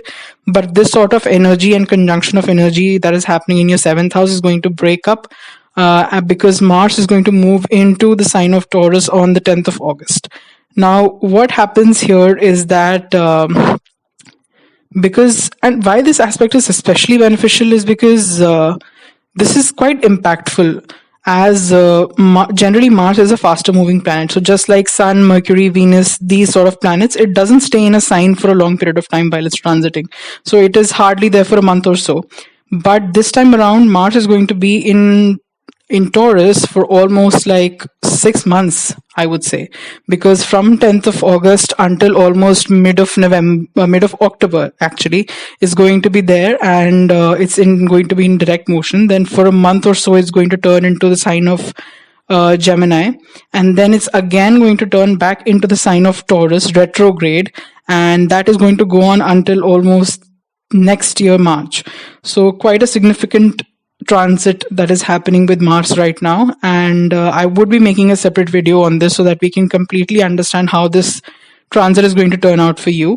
But when it comes to discussing this transit right now with the purview of how this is going to interact in the August perspective of transitory planetary transits, so what happens here is that Mars from your 7th house is moving into your 8th house. So 8th house Mars is basically quite a lot. See, I had mentioned even when I was talking about the Rahu and Mars thing, this sort of energy in the 7th house can create some sort of troubles in relationships, and you being the sign which is all geared about relationships, this can be a little troubling for you. So now what happens is these sort of relationships that you would have had maybe have had some sort of breakdown, or there is some sort of tumultuous sort of equation that is happening in these relationships, which is forcing you to sort of look at maybe it can. I'm not saying you necessarily will. I'm not calling you to be a person who would do something like that. But then I'm just saying that you can contemplate actually looking somewhere else. And if you're not in a relationship, that's well and good. But if not, and you're single and whatever your status is, you can look at the intimacy part of things, and that sort of energy can take an uptake, because Mars actually rules the sign of Scorpio, which rules the whole significations of the 8th house, right? So that sort of a thing, you can get quite intense in your relationships. Also, you can have a renewed sense of interest in things which are taboo, things which are occult, this sort of subjects. So that can be something that you get interested in. You can also sort of get interested in, I think, something relating to maybe, let's say, taxation or insurance. Something relating to these aspects can also play a major role right now. So you have to be careful it doesn't, backfire on you regarding something along those lines, right? Because those are quite integral things when it comes to even your finances in general. So be careful regarding that. Other than that, it's all well and good. So it's a great energy for you. I hope you have a great month of August, and let me know in the comment section if the predictions in the video resonated with you on some level. And thank you so much for watching. So Scorpios, for you, how the month of August is going to turn out based on the planetary transits that are happening in this month. Let's start with the very first thing, which is that your ascendant lord Mars is going to transit from the 6th house, where it's conjunct with Rahu or the North Node, and is going to move into the sign of Taurus. Now, I've made a special video regarding this whole Rahu North Node sort of conjunction, and in which I had spoken about the fact that, there is a possibility that people might actually go behind your back and sort of, plan or connive something against you, sort of an equation when it comes to your work dynamic and stuff like that. And I'd also said that, being the sign as you are, and whatever like inherent power that you hold, you will be able to tide and be able to, achieve success over those people. So their motives generally, if it's ill-fated, would not manifest regarding you. And this sort of energy even proclaims itself better when, later in the transit, I will discuss how the sun going into your 10th house is going to blow everyone out of the water. So all other people who have been trying to, one up you or something of that sort are all going to, be ridiculously disappointed with the outcome that is going to happen, because it's not going to be in their favor.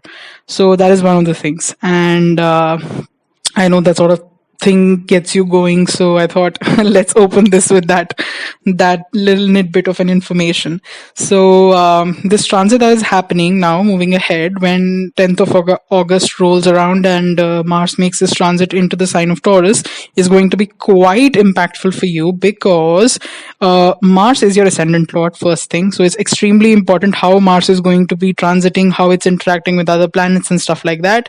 But also the fact that Mars, being a faster moving planet, doesn't generally stay in a sign for a long period of time. But here in this time around, because it's going to have this transit in Taurus almost up until, let's say, a 6-month period even. So right now, on the 10th of August, it's going to move into the sign of Taurus and is going to be there until almost mid of October, I would say. And then this is going to be in direct motion. Then it's going to move into the sign of Gemini for about a month or so. And then again, it's going to retrograde back into the sign of Taurus up until the 2023 March, right? So quite a significant amount of time where Mars is going to be in one sign, which is quite an unexpected thing. So the impact that we are looking at is going to be definitely quite substantial, especially for you. I'm going to make a separate video on this wherein I discuss this whole impact aspect and, transit in complete detail to understand how this is going to manifest for you. But for the sake of this video, we are just going to talk about how this is going to impact you in the month of August. So Mars moving into your 7th house shows that any sort of romantic relationships that you have, or even business partnerships that you have, right, are going to face some sort of turmoil, wherein there can be quite a lot of misunderstandings because of impulsiveness, actions which are taken by being impulsive, and there can be a little bit of fights and stuff like that. So a lot of impulsive, a lot of energy which is called for, which doesn't exactly bode great news, right? This can also show that you will be quite geared towards forming partnerships, forming love relationships, even though it's not going to work out in the best way possible, but that's still going to be a prospect that you would be geared towards, right? So that is one thing. Also, you might be looking into how you will be able to move your business profits into having a stable sort of an income and savings and stuff like that. So a lot of how to catalyze your business profits into having a stable sort of security deposit and stuff like that. So that sort of energy manifests itself when it comes to Mars transiting through your 7th house. Now, moving ahead, we see that Venus up until the 7th of August is going to be transiting through your 8th house. Again, this sort of shows, as I've mentioned before in the previous July video of horoscope, that you can have this sort of feeling of side sort of a affair where it's not, whatever sort of equation you have with someone is going to be quite secretive. It's not going to be out in the open. So that sort of an energy rolls around.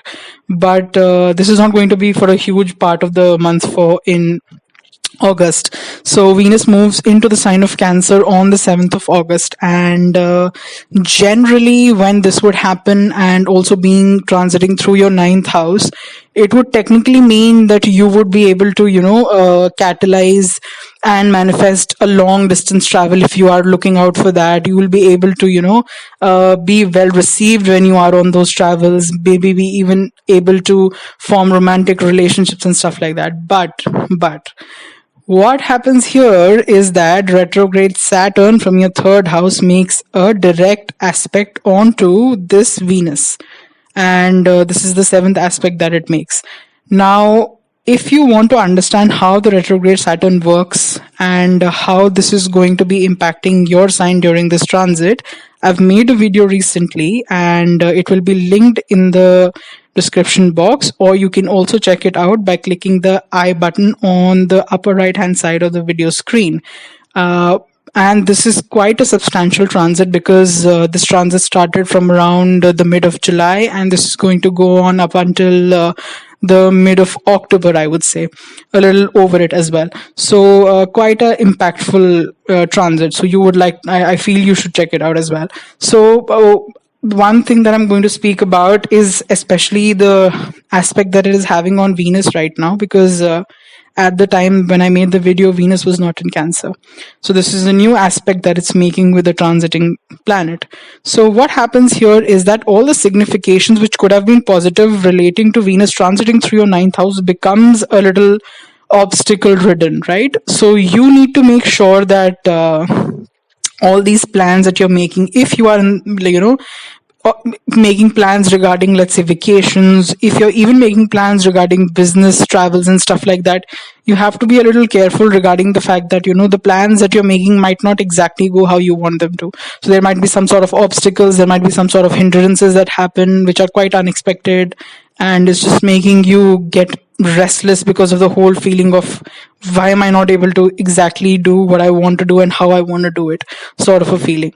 There's also an energy where you need to look into how your interactions with your father are going, like, because there's a feeling that your internal dialogue of insufficiency of efforts, or feeling like your efforts are not exactly amounting to how much you wanted to, can sort of create a dynamic with your father which can get a little tedious.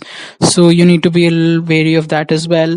Also, if you have been looking at traveling abroad for some educational perspective, and looking to gain some higher educational degrees or stuff like that, then even for that it's going to be a little difficult. You can feel, even while studying for that thing, that your efforts seem to not exactly materialize into the outcome that you wanted to. So that sort of feeling jumbles the whole aspect of Venus transiting through your ninth house, which should technically have been positive. But don't worry, this is going to not go on for a long period of time, as Venus at the tail end of the month moves into the sign of Leo, and that is the 31st of August, I would say. So this is going to be like for a short period of time, only 3 weeks or so, but these are the kind of energies you can expect to take place during that time. Also, the sun is here in the sign of Cancer through your ninth house. It's transiting right now, and this is going to go on until the 16th of August. And I'm not going to speak about this aspect especially, because I've completely covered that in the video that I'd mentioned regarding the retrograde Saturn. So definitely give that a watch. But what I'm going to speak here about is the fact that the sun moves into the sign of Leo, which it originally rules, and it's going to go into your 10th house.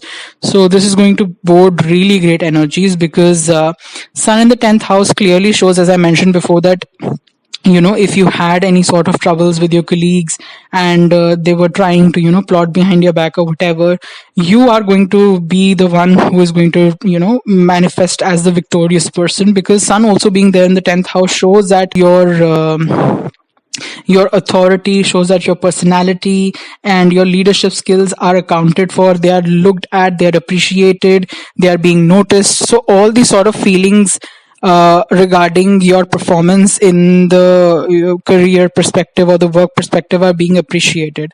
So that is a really good energy. As also you can see that Mercury is present here in the sign of Leo, and this transit happens at the beginning of the month, which is almost on the 1st of August. So this energy of the conjunction of Mercury and Sun here definitely means that you are in your mojo right now when it comes to work, and you're feeling great, you're feeling at the top of the world. You feel that, okay, whatever I'm doing seems to be garnering a good response. I'm able to ward off any sort of I wouldn't say attacks basically, but whatever, like politics or whatever against me and stuff like that. So it's a good energy, it's a great energy, and you will be maybe also able to connect better with your superiors, be able to have an open communicational channel with them. So it's a great energy all in all.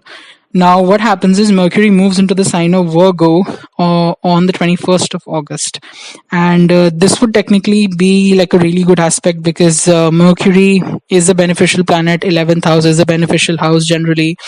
But why this is not going to be exactly how it's supposed to go on for is because the retrograde Jupiter in your 5th house is aspecting, right? It's aspecting this transiting Mercury in the sign of Virgo in your 11th house. So what this basically means is that, even though you want to catalyze on these sort of connections that you're making with your superiors, and you're trying to schmooze them and stuff like that, but that sort of gain that you want, or that sort of network that you want to create, is not really going to happen easily. So you have to work harder at it, because it's not going to be as easy as you would like it to be, even though your superiors are right now accepting and embracing you better. And that is all because of the retrograde Jupiter putting an aspect onto the transiting Mercury in Virgo. I've spoken about this whole, transit as well in detail on a recent video, and you can definitely give that a watch. It'll be linked in the description box, and also you can check it out by clicking the I button, as I mentioned before.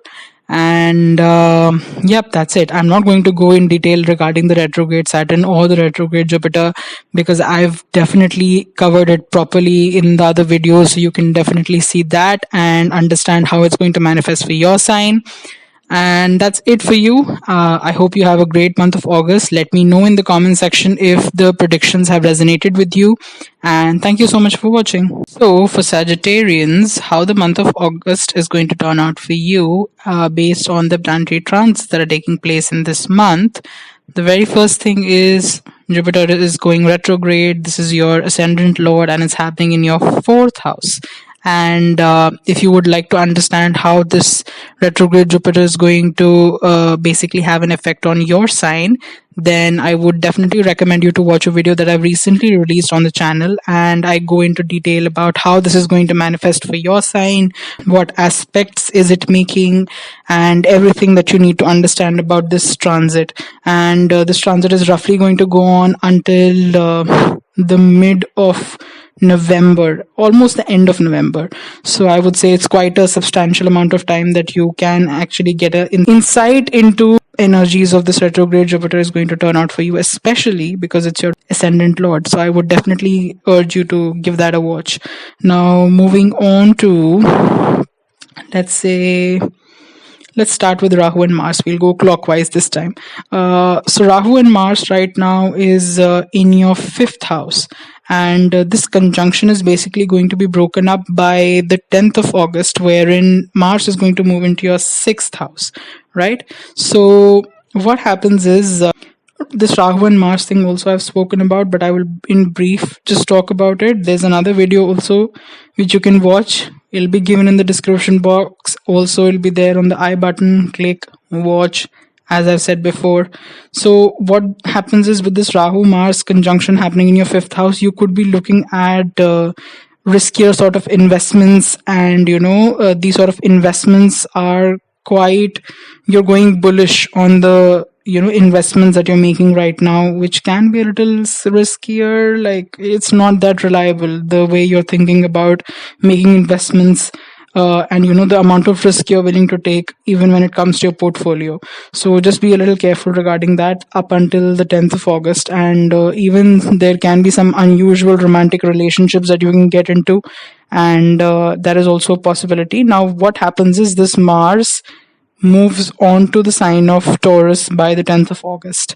And how this is going to impact you is basically is going to be quite substantial, because Mars, being a faster moving planet, doesn't stay in a sign for a long time, but this time around it's going to be in the sign of Taurus for almost up until next year March.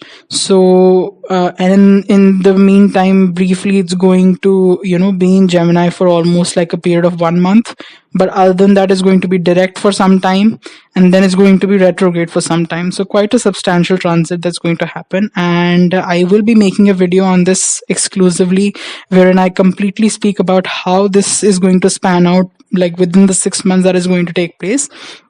But right now, what we need to see is that when it comes to just the August energies and how it's going to manifest regarding that. So when Mars moves into your 6th house, you have to be a little careful regarding your health, especially because 6th house is the house of diseases, it's a house of debts, and it is also the house of enemies. So as I spoke about the fact that you're making riskier investments, you are not exactly being quite cautious about how you're leading and dealing with your finances and your portfolio. So you need to be extremely careful, because if you are in some sort of debt right now, like you need to be careful. So don't take decisions on an impulse and just go on and do something which you will later regret. So be really careful regarding that. Also be careful about your health, because the aspect of Mars going through your sixth house is not exactly positive, I would say. So be a little careful. Though being a malefic planet going through a malefic house is a good thing, but still you need to be careful regarding your health. Also, you can have some sort of issues with your colleagues, and this weird sort of dynamic can start to appear, wherein you can feel that people are sort of turning against you. They're sort of going behind your back bitching, stuff like that. So that sort of energy also exhibits itself when it comes to Mars traveling and transiting through your sixth house. This is further corroborated when I later speak about the fact that how Mercury is transiting through your 10th house. So the sort of energy is quite potent right now in your chart, wherein your colleagues and how you are going to communicate with them, how your interactions with them are quite going to be quite combative, and there's a lot of latent energy which is present and that is under the surface. So you need to be careful regarding that.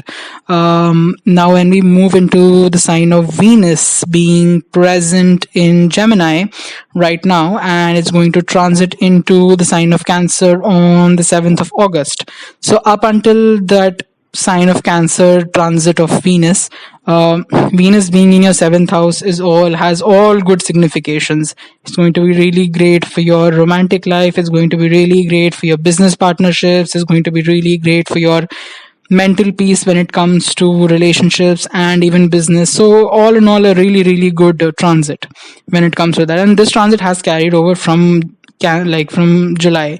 So you must have felt this more so in the month of July. So now when we come to this month, this transit is not going to be there for a long period of time. So what happens is Venus moves into the sign of Cancer on the 7th of August. So when Venus moves into the sign of Cancer and into your 8th house, technically whatever impact it should have had is going to be a little different than how it would generally pan out to be like. And this is because the retrograde Jupiter that is going through your 2nd house right now is putting a direct aspect, right? It's a 7th aspect onto this transiting Venus. So it's going to change the significations that you would have generally felt it for it to happen, right? And I've spoken about how this retrograde Saturn is going to manifest for your sign and for all signs as well, and how this is going to work out for you. And this transit of Saturn is going to go on until the mid of October, end of October almost. So it's a good thing that you check it out and understand how you might get an insight as to what kind of energies you can expect when Saturn is transiting in a retrograde motion through your 2nd house. But when it comes to this aspect being formed on the transiting Venus, what I will definitely say is, again, as I spoke before about the financial thing, because 2nd house is the house of finances, saved assets and stuff like that, saving, security, and things like that. And the 8th house is kind of the benefits that you gain from other people. And Venus there could have shown the fact that you might have been easily be able to gain those things, but now you won't be able to, because the retrograde Saturn aspect. So you will have to toil harder if you are expecting some sort of benefits from other people regarding some financial things. You have to toil harder. It's not going to come as easily as you expected to. Also, the sort of relationships that you're going to have are going to become a little tumultuous. It's not going to be as walk in the park as it was in the beginning, until this Venus transit didn't happen in the 8th house. So you might feel that there are some secrets in your relationship, or that sort of like irrational fears might start to step in, and that sort of energy can inculcate during this transit. But you need not fear this a lot, because this Venus is not going to stay here until a long period of time. At the tail end of the month, which is almost on 31st of August, this Venus is then going to move on into the sign of Leo. So this aspect is not going to go on for a long period of time, but the possibility is surely going to still be there. Also, Sun right now is in the sign of Cancer, and this is going to be there until the 16th of August. I'm not going to exclusively speak about how this is going to impact, because I've in detail covered this in the retrograde Saturn video. So definitely give that a watch. And coming now to the fact that when sun goes into the sign of Leo, its own ruled sign, in the ninth house, and in the sign of in your house, in your ninth house basically, so the very first thing I feel is your relationship with your father is going to turn better for sure. Like how you communicate with your dad, how well you feel connected with him, can become really well. So that is the first thing I can directly see when it comes to that, because sun in some ways also shows, like in astrology, your father and stuff like that. So that is a very first thing I can see, and it's a great sort of harmonious energy. Also, regarding the other sort of things, I feel like if you are pursuing any sort of educational degree where it's a higher educational degree and you're planning to move abroad, study abroad, and things like that, is going to be really beneficial during for that thing as well. So the whole energy of being able to communicate your ideas better, because Mercury also makes its transit into Leo around the beginning of the month on the 1st of August. So both these energies of Sun and Mercury working together in your ninth house is going to be extremely beneficial when it comes to your educational pursuits, right? Because whatever ideas you have in your mind, you will be able to ideate them better, you will be able to communicate them better. So it's a really great energy happening regarding your educational pursuits in, like, during this phase of the transit of Sun and Mercury in the sign of Leo.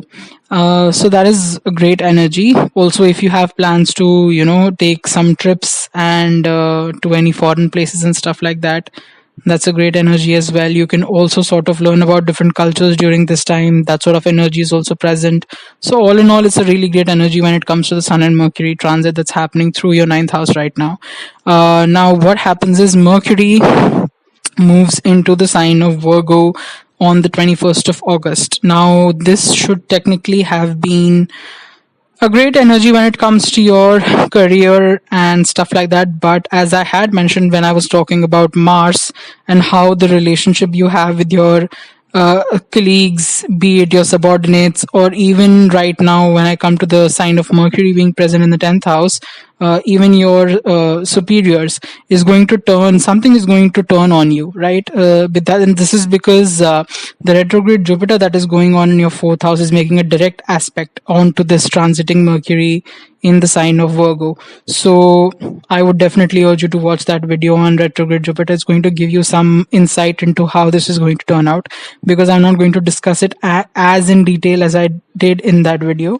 But the gist being that you have to be extremely careful of how your work relations are panning out right now. Be very, very careful of how you're communicating your ideas to your colleagues, and if there's a communicational channel between you, your subordinates, your superiors, that needs to be taken care of, because that can go a little haywire.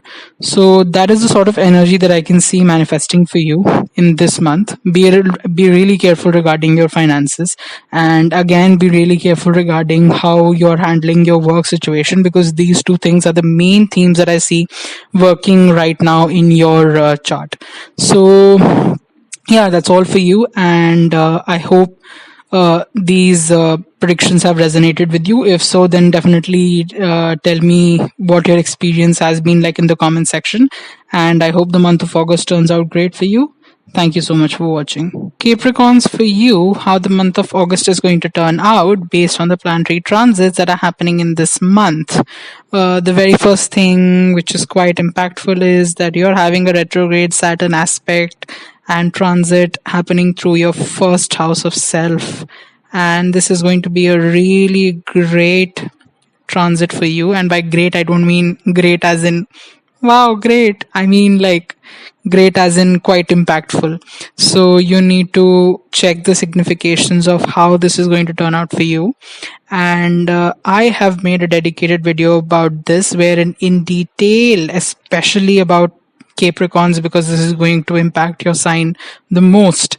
I've gone in detail about how this is going to pan out for you and what can you expect to happen during this transit period, which started from about the mid of July, and it's going to go on until almost the tail end of October. So I would definitely recommend you to watch that video, because I can't go on again and again about the same things. But in brief, if I had to tell you how this could basically go on, is like you have to be careful about how you are perceiving your own self right now. You can be quite hard on yourself right now, how you are looking at your efforts, because even the retrograde Jupiter is happening in your third house of self efforts. So like this whole feeling of whatever I do, it is not impacting, or it's not manifesting into the outcome that I wanted to manifest as, and that sort of is getting you down right now. So that whole energy can be seen when it comes to the retrograde Saturn aspect especially, and then being corroborated and impacted with the retrograde Jupiter. Both of these transits, I've made separate videos on it. I've spoken about it in detail. I would highly recommend you watch those. I will be linking them in the description box. You can also watch them by clicking the I button on the upper right hand side of the video. That will also lead you to these two videos, and you can watch them for your sign, understand how this is going to turn out for you, because both of these transits are going to be quite impactful. Let's go clockwise. And Rahu transit is happening in your fourth house, and this transit gets broken up when Mars moves into the sign of Taurus, into your fifth house. So I've spoken about again this whole aspect of the Mars and Rahu conjunction happening in your fourth house. You can watch that video as well. It will be linked in the comment section, in the description box, and again the I button, as I've mentioned before. So what I'm going to specifically right now focus about is the fact that Mars making this transit into your fifth house on the 10th of August. So how this is going to basically manifest for you is the fact that and also this whole transit of Mars into Taurus is going to be quite substantial, because generally the faster moving planets like Mars, Venus, Sun, Mercury, all these planets don't stay in a sign for a long period of time. But this time around, Mars is going to be there in Taurus for almost 6 months, wherein it goes into the sign of Taurus on the 10th of August, as I mentioned, and it stays there until around the mid of October. Then it moves into Gemini for like a month, and it again then retrogrades back into the sign of Taurus up until 2023 March. So quite a substantial transit this is going to be, and I am going to make an exclusive video on this very soon, wherein I talk about all the significations of what this could mean for your sign, how this is going to impact you and stuff like that.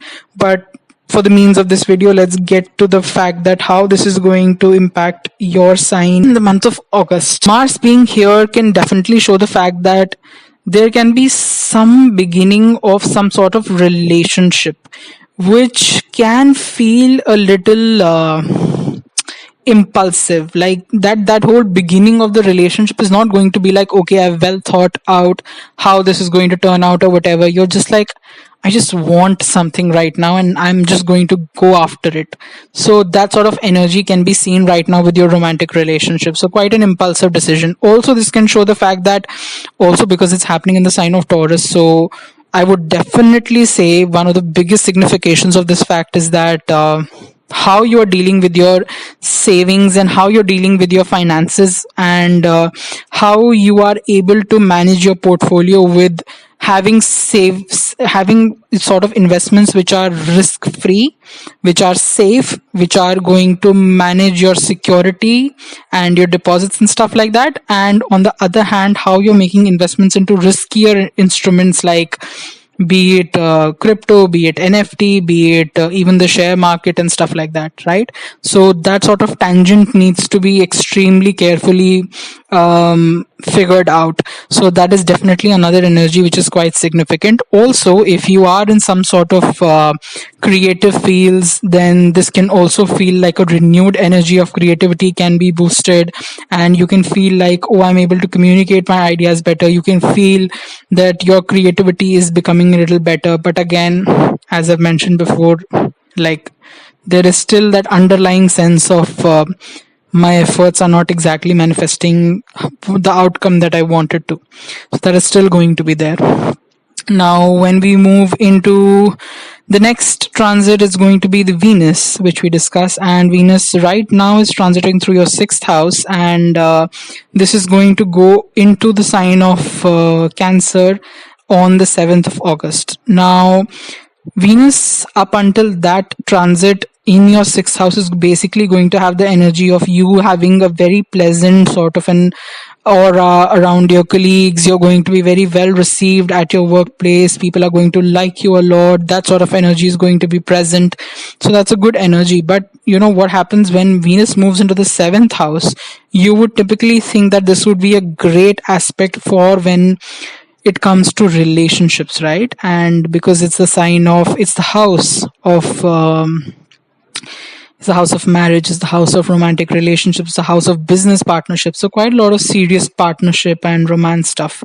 So what happens though here is a completely different story, because retrograde Saturn, which is happening in your 1st house, is making a direct aspect, which is the 7th aspect, onto this 7th house wherein this Venus is right now transiting.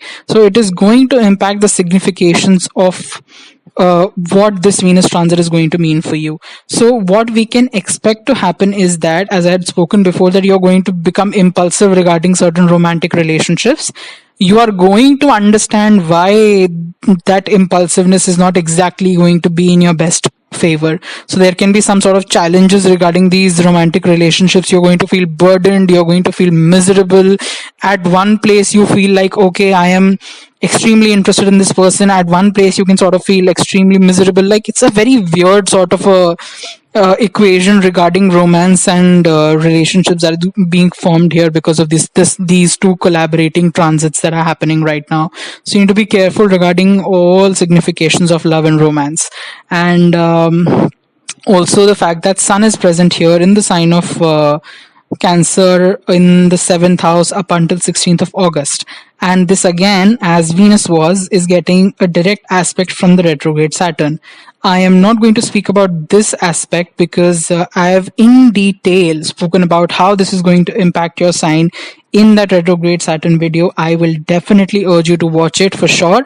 It's going to give you a better insight as to how you have to deal with these retrograde aspects and effects of retrogradation for your sign up until almost the end of this year even. So be careful and just check that out. It's like a good thing. You'll be able to understand better. So what I'm going to speak about here is the Sun's transit into the sign of Leo, into your 8th house. And see, though Sun basically is like a planet which is bright, it shines its light onto things, and this sort of energy is quite contradictory to what the 8th house is. 8th house is all about mystery, 8th house is all about secrets, 8th house is all about occult, 8th house is all about things that people don't generally speak about. So this is a very contradicting sort of energy that is taking place here. So what can happen here is that there can be some sort of secrets that you will be able to uncover during this period of time where Sun is transiting through Leo, and the sort of discovery can actually be something that was quite unexpected. You weren't expecting it to be like that, so it can take you a little aback, and that sort of energy is definitely manifesting right now because of the Sun's transit. Also, you can feel like you're interested definitely into things which are occult, basically things which many people don't speak about, and be it anything taboo stuff and things like that. So that sort of energy definitely exhibits itself when Sun moves into the 8th house. We can also see that Mercury right now is transiting through the sign of Leo, and this happens at the beginning of the month on the 1st of August. So definitely you are going to get interested about occult subjects, and you're going to speak about it as well. You're going to talk about it as well. So that whole energy goes hand in hand with whatever discoveries you're making about these secrets that are being kept from you, whatever discoveries you're making about occult sciences and mystical subjects. All these things you're going to imbibe, you're going to understand, you're going to uncover, and you're going to talk about them as well. So that is a sort of energy that comes in when you mention the Sun and Mercury transit that's happening through your 8th house. Now what happens is Mercury then further transits into the sign of Virgo around the 21st of August. Now, this would technically have been a very positive experience because Mercury is a benefic planet and it going into the ninth house would have shown good things. But now, what happens here is the fact that the retrograde Jupiter, which is in your third house, is making a direct aspect onto this transiting Mercury, right? And so, all the significations which are extremely positive are going to become a little hindrance. They're going to be hindered, they're going to be obstructed, they're going to be reevaluated, and stuff like that. So, what happens here is, if you were thinking about some vocation that you would have to undertake, right, which would basically make you have to go far away from your home place or whatever, wherever you're staying, and you would have to make these long distance journeys, and you would have to, maybe take on some educational courses, maybe some post grad courses. So that whole experience is going to turn a little tedious, and it's going to be obstructed, and you have to reevaluate how you're going to look at it. And even if you're doing that course already, is your ability to be able to retain things, your ability to be able to coherently understand, ideate, and that all that stuff that is relating to academics is also going to turn out to be less than positive. So you need to be careful regarding those things. Otherwise, your month seems to be good, and there are certain things that you need to be careful about, especially when it comes to impulsive relationships, that sort of energy, and also your whole energy of having self doubts and stuff like that. So that is the main sort of concern that can come about in this month. So just be careful regarding that. Otherwise, I hope you have a great month of August, and let me know if these predictions resonated with you and with your experience until now. And thank you so much for watching. For Aquarius natives, how this month of August is going to turn out for you based on the planetary transits that are taking place this month. The very first thing I can see is that there's a retrograde Saturn that is taking place in your 12th house. Now, you being an Aquarius ascendant and having your ascendant lord be present in the 12th house from itself is not like great energy, and that too, then that planet itself being retrograde is just like messy. So I would definitely say that I've made a video recently regarding this retrograde Saturn, how it's going to impact your sign, how this whole transit is going to pan out for you, what can you expect, and things like that. What are the general themes of this impact, the impact that this transit would be making to you. So I would definitely recommend you watch that video, because if I start talking about the same thing, so it'll just be me repeating myself again. So definitely watch that video. It'll be linked in the description box below. Also, you can see it by clicking the I button on the upper right hand side of the video screen. So definitely do give that a watch. Now, let's start clockwise. Let's start with Rahu and Mars, right? So your Rahu and Mars right now is transiting through your third house, and this is the conjunction energy that is happening in the sign of Aries. But this conjunction is going to be broken up as Mars moves into the sign of Taurus by the 10th of August. And what this basically means for you is going to be that this whole aspect of moving into the sign of Taurus is going to have a major impact, as this transit is quite unexpected and unusual, because generally the faster moving planets don't stay in a sign for a long period of time. But in this case, Mars is going to stay in Taurus for a long period of time, up until almost 6 months. So it's going to go into the sign on the 10th of August. It's going to be there like a month. It's going to be going into the sign of Gemini, but then again after post which it's going to retrograde back into the sign of Taurus up until 2023 March. The impact that this transit that Mars is making in the sign of Taurus is going to be quite substantial, and because of this reason I'm going to make a separate video on this, wherein I specifically only speak about this transit and we go into detail of what the significations can be, what the results you can expect and stuff like that. But when it comes to this video, we are only going to talk from the standpoint of how we can expect this aspect to be working in the month of August. Energy that Mars exudes when it comes into the fourth house is again corroborated by the fact that you have your retrograde Jupiter going through your second house. So this shows some sort of troubles relating to family and how you are basically leading with issues regarding family. And your dynamic with family, how that is basically impacting your finances, how that's impacting even your housing situations. So it's a lot of, up and down regarding how the dynamic in your family is influencing your financial decisions, how it's influencing your housing decisions, and stuff like that. So that sort of energy is going to be present here. There's also a possibility that, let's say, if there is some property deals or some property issues that are taking place in the family right now, this can sort of cause trouble, and this can be the point of contention where fights happen and disagreements take place. So that sort of energy is also kind of present right now. This can also mean that you might actually just have disagreements with your family regarding how you are basically making savings and how you're able to financially be secure right now. So that sort of whole ideal, and that can be a prospect wherein you can find that disagreements are creeping into how your family looks at financial stability and security and how you are viewing it. So that sort of thing can become a point of contention wherein debating about it and finally reaching to disagreements can take place. Now, moving ahead, we see that Venus is going to be in the sign of Gemini until 7th of August, and this is in your 5th house.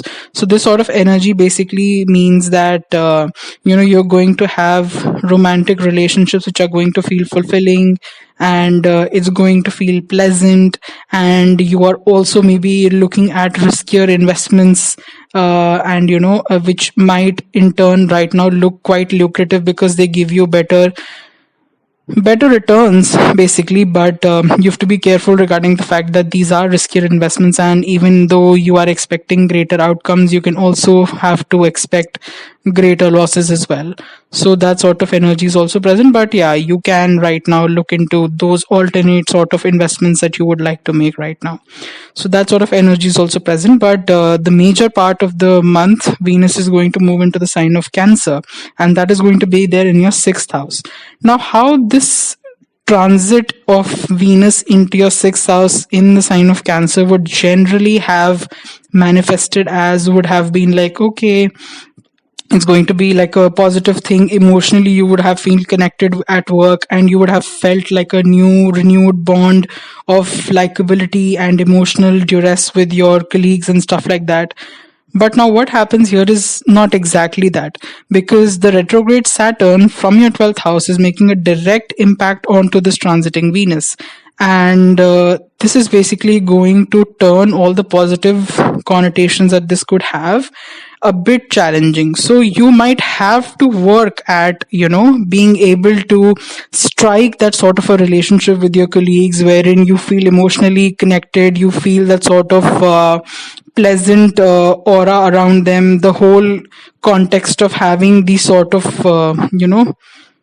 how basically you are around each other, how you bring comfort to each other, how you're able to manage each other's performances by, just being pleasant to each other. And that's all, like, your equations at work, basically, you have to work at.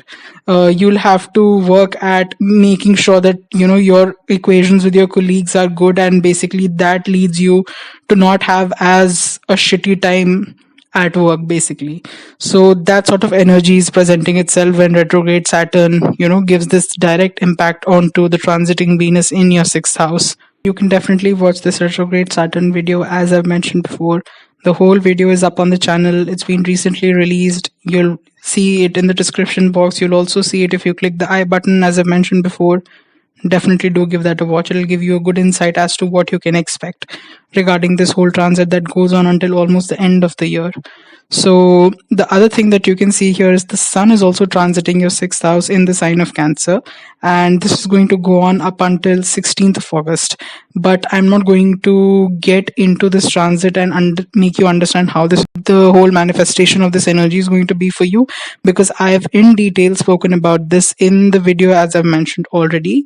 So please give it a watch. But what I'm going to say and talk about in this video is when Sun makes this transit into the sign of Leo on the 17th of August, what can you expect? So when this happens and Sun moves into your 7th house in the sign of Leo, I would definitely say the very first thing I felt when I saw this is, if you are in a relationship, or if you have some sort of business relationships, it's going to be a really great time for your interactions with your romantic partners, for how fulfilled you feel in your romantic partnerships. This also includes business partnerships. How much fun, how much excitement you derive from these partnerships, be it business or romantic partnerships. And all of this gets signified because Sun already is there, as well as Mercury is present in the sign of Leo. And this transit happens at the exact beginning of the month on the 1st of August. So this whole energy of Sun and Mercury being together in the sign of Leo in your 5th house has great significations, right? Because it's talking about all positive connotations regarding partnerships, be it romantic, be it business partnerships. So all in all, it's a really great and positive impact that is happening this month for you. We come to the fact that Mercury is going to transit into the sign of Virgo in your 8th house on the 21st of August. Now, typically, however, this would have reacted is going to be altered, because the retrograde Jupiter, which is happening in your 2nd house, is going to be putting a direct aspect onto this transiting Mercury. So the significations that generally would have been there are going to be altered. I will again urge you to watch the retrograde Jupiter video, because this transit is going to be quite impactful and is going to last for a long period of time, up until almost the end of the year. So definitely give that a watch. I have spoken in detail about, how this aspect works when retrograde Jupiter is impacting Mercury, and how this is going to be basically working out for you. So I would definitely urge you to watch that video as well. So all in all, while we round up, see, for you, the romantic sort of partnerships and everything seems really great, and things are looking good for you. But the only thing is, you need to be careful regarding certain things, which are the financial part of it, how you're dealing with finances, what you're able to save, how you're able to invest your money, and those sort of things. So, other than that, everything seems good. I hope you have a great month of August, and let me know in the comment section if the predictions that I've made on this video have resonated with your experience until now. And thank you so much for watching. Pisces, for you, how the month of August is going to turn out based on the planetary transits that are happening in this month. The very first thing we see is that the retrograde Jupiter is taking place in your 1st house, and this is quite a substantial transit for you, especially because Jupiter is the ascendant lord for your sign. So you definitely have to see how this planet being in a retrograde motion is going to impact you, and how all the significations that it has is going to change for you during this period of the transit, and how its interactions with different transiting planets is going to be impacting you and your life. And for this, I would definitely urge you to watch the video that I've recently released on the retrograde Jupiter, which in detail talks about all the significations that I've just mentioned. I'm not going to speak about the same thing again in this video, because it will just be repeating myself, and there's no use for that. So definitely watch that video. It will be linked in the description box. Also, you will find it that is linked in the I button on the upper right hand side of the video screen as well. So do definitely give that a watch, because it's quite substantial for your sign, especially because it's happening in your 1st house in your own sign. So definitely give that a watch. Now, moving on to, let's start clockwise. So Mars and Rahu is right now being conjunct in your 2nd house, and this sort of energy gets broken up when Mars moves into the sign of Taurus on the 10th of August. So also this whole energy of Mars and Rahu conjunction, Mars and North Node conjunction, basically, if you would like to call it, I've made a video on that aspect as well. I will be linking it in the description box. Again, the I button, as I mentioned before, click it, check it out. You'll be able to understand better. And for the sake of not repeating myself again, I'm going to move on to talking about how the Mars aspect into the sign of Taurus is going to turn out to be extremely essential, right? And this is quite an impactful transit, because Mars generally is a faster moving planet, so it doesn't stay in the same sign for a long period of time, just like Mercury, Sun, and Venus. They keep moving on to the next sign within like a span of 1 month, basically, even sometimes lesser than that. But Mars this time around is going to stick around in the sign of Taurus for up until almost 6 months, because it's going to move into the sign on the 10th of August. It's going to be here until almost the mid of October, after which it's going to move into Gemini for a month, after which it is going to be retrograde back into the sign of Taurus up until March of 2023. It's quite a substantial amount of energies being undertaken regarding this whole transit that's happening in your third house. So you have to be careful regarding that, and I'm going to make a detailed video about how this aspect is going to be interacting with the other planets, how it's going to be manifesting what sort of energies for each zodiac sign, also for yours, and that will be coming up soon. So for the sake of just sticking on to how it's going to be impacting right now in the month of August, let's talk about that first. So Mars right now, see, Mars basically is a malefic planet, and then the third house is also a malefic house itself. So generally, in the basic concept of mathematics, a negative, when interacting with another negative, turns positive, right? So the same sort of principle applies here in astrology, wherein a negative or malefic planet getting that negative and malefic aspect and energy into a house, which is also in the same sort of realm of negative energy and malefic energy, sort of produces a positive experience. So what happens here is that Mars being present in your third house is the house of hard work. Third house is the house of self efforts. Basically, this is going to make you recharged about, it's going to make you completely be focused on how I want to achieve what I want to achieve, how much effort I want to be putting into my goals and my dreams, and how I want to manifest them into a reality. So your focus is completely going to be onto the fact that how I want to put action behind my words, behind my dreams, and be able to manifest it into my reality, manifest it into my outcomes, right?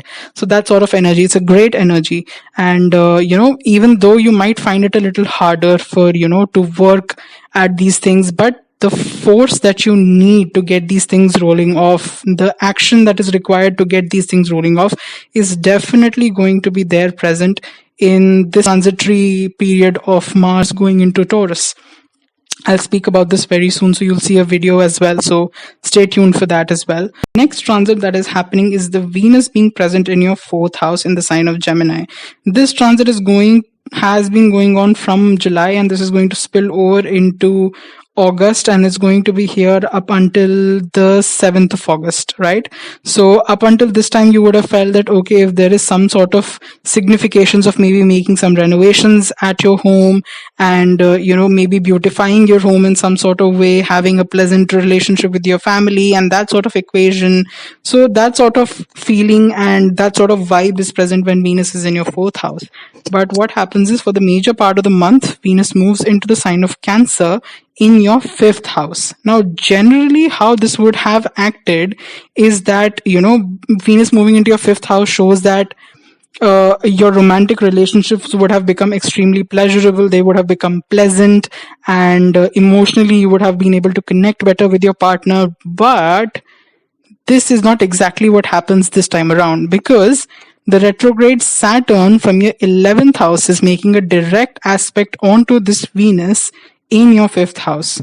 So because of which the significations that it would have generally kept is going to become a little hindered. It's going to become a little difficult to achieve those things because of the malefic aspect of the retrograde Saturn happening. So just as I spoke about the fact that I've made a retrograde Jupiter transit video, I have also made a retrograde Saturn video transit, and I've explained in detail how it's going to work out for you with the aspect, with the transits, with the whole shebang. So definitely give that a watch. It's quite a useful video. You'll be able to understand quite a lot about, what sort of things you can be expecting during this transit. I'll definitely just speak about the fact that how this is going to impact your Venus transit right now.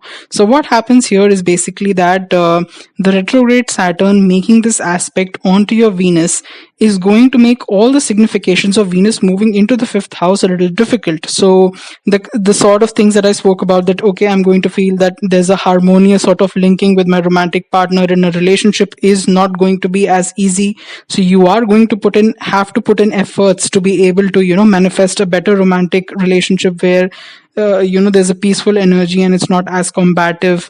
And also the fact that you might be looking into making riskier investments, but you're not able to make them work for you right now as you would have expected it to have an outcome. So that sort of energy is also present, which you need to be careful about because retrograde Saturn. And also I think your creativity right now can sort of seem hindered and blocked because of some fears, because of some sort of instances which feel like you're holding yourself back. So that sort of energy is also present because of the retrograde Saturn impacting your transiting Venus through the sign of Cancer in your fifth house. Now, another thing that you notice here is that the sun is also present in the sign of Cancer right now in the fifth house. And I'm not going to speak at length about this aspect because, as you know, retrograde Saturn is again making an impact on this, and I have spoken at length about this aspect and the effect of retrograde Saturn on it. So please watch that video once again. And but what I will speak about in this video is when Sun makes a transit into your sixth house and into the sign of Leo, and this is its own ruled sign, so is going to work better. And again, Sun is also a slightly malefic planet, and the sixth house is also a malefic house. So again, two negatives working together makes a positive. So you are going to feel that your leadership skills right now are being noticed. You are also going to feel like you're able to communicate better with your subordinates. You're able to communicate better with your colleagues. It's going to feel more coherently working as a team, and your leadership skills are going to be easily administered. You're going to feel in charge. You're going to feel more assured about how you're working, your efforts, and how you're able to, forge these efforts that I spoke about. Because of the Mars transit happening through your third house is going to impact even your workplace. So people are going to actually see that, okay, this person is making efforts, and, their efforts are actually manifesting into better outcomes for us and better opportunities for us. So it's a really great transit for you. And also because Mercury is present in this sixth house with the sun in the sign of Leo, and this happens in the beginning of the month around the 1st of August. So what happens here is that, as I spoke about the fact that your relationship with your colleagues is going to get better, the sort of communication you have is going to turn out to be better, your communicational channel, how you express, ideate, and everything is going to turn out well. So all in all, your relationship with your colleagues is going to get much better. How you act and how you're perceived at work is going to be better, and all in all, it has really good energies for your work environment.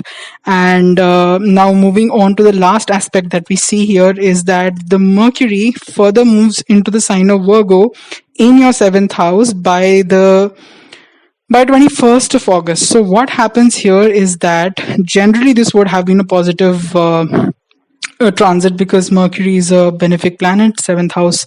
In seventh house, it works really well. But what happens here is that because of the retrograde Jupiter being there in your first house, it makes a direct aspect onto your transiting Mercury in the seventh house. So all the significations that it would have had gets a little twisted. It gets a little harder to be able to accomplish those things. So that sort of energy manifests itself. Now, once again, as I spoke in the beginning, please watch the retrograde Jupiter video. I have spoken at length about this, and you'll be able to get a better aspect and understanding of how this retrogression is going to work out and what this transit means for you, how this is going to impact you. But generally, briefly, I have to explain this to you is that Mercury being there in the seventh house shows that in romantic relationships and in like business partnerships, you have to be careful about how you're speaking. You have to be careful about how you're communicating. because your words can get misconstrued. Also, that the fun quotient that you sort of get from having to be dealing with business partnerships, having romantic relationships, is going to get a little tedious. So that sort of fun quotient is not going to be present as pronounced as it was before for you. So that sort of energy is going to be present. So all in all, it's a good month for you, especially for your career wise and efforts wise. It's splendid. I think it's one of the best when it comes to career, as I've seen for all the signs. So, kudos to you guys. It's going to be working really well for you. But other than that, you have to be careful about certain things, which I've already enlisted as before. And that's all for you. Thank you so much for watching the video, and let me know in the comments section if any of the predictions that I've made have resonated with your experience until now. And I hope you have a great month of August. Thanks. So with all these personalized predictions for all the zodiac signs, I come to the end of this video. Thank you so much for watching, and I would like to request you to please go ahead and subscribe to the channel, like this video if any of the information that was shared resonated with you. I will see you soon with the next video. Until then, take care, you all.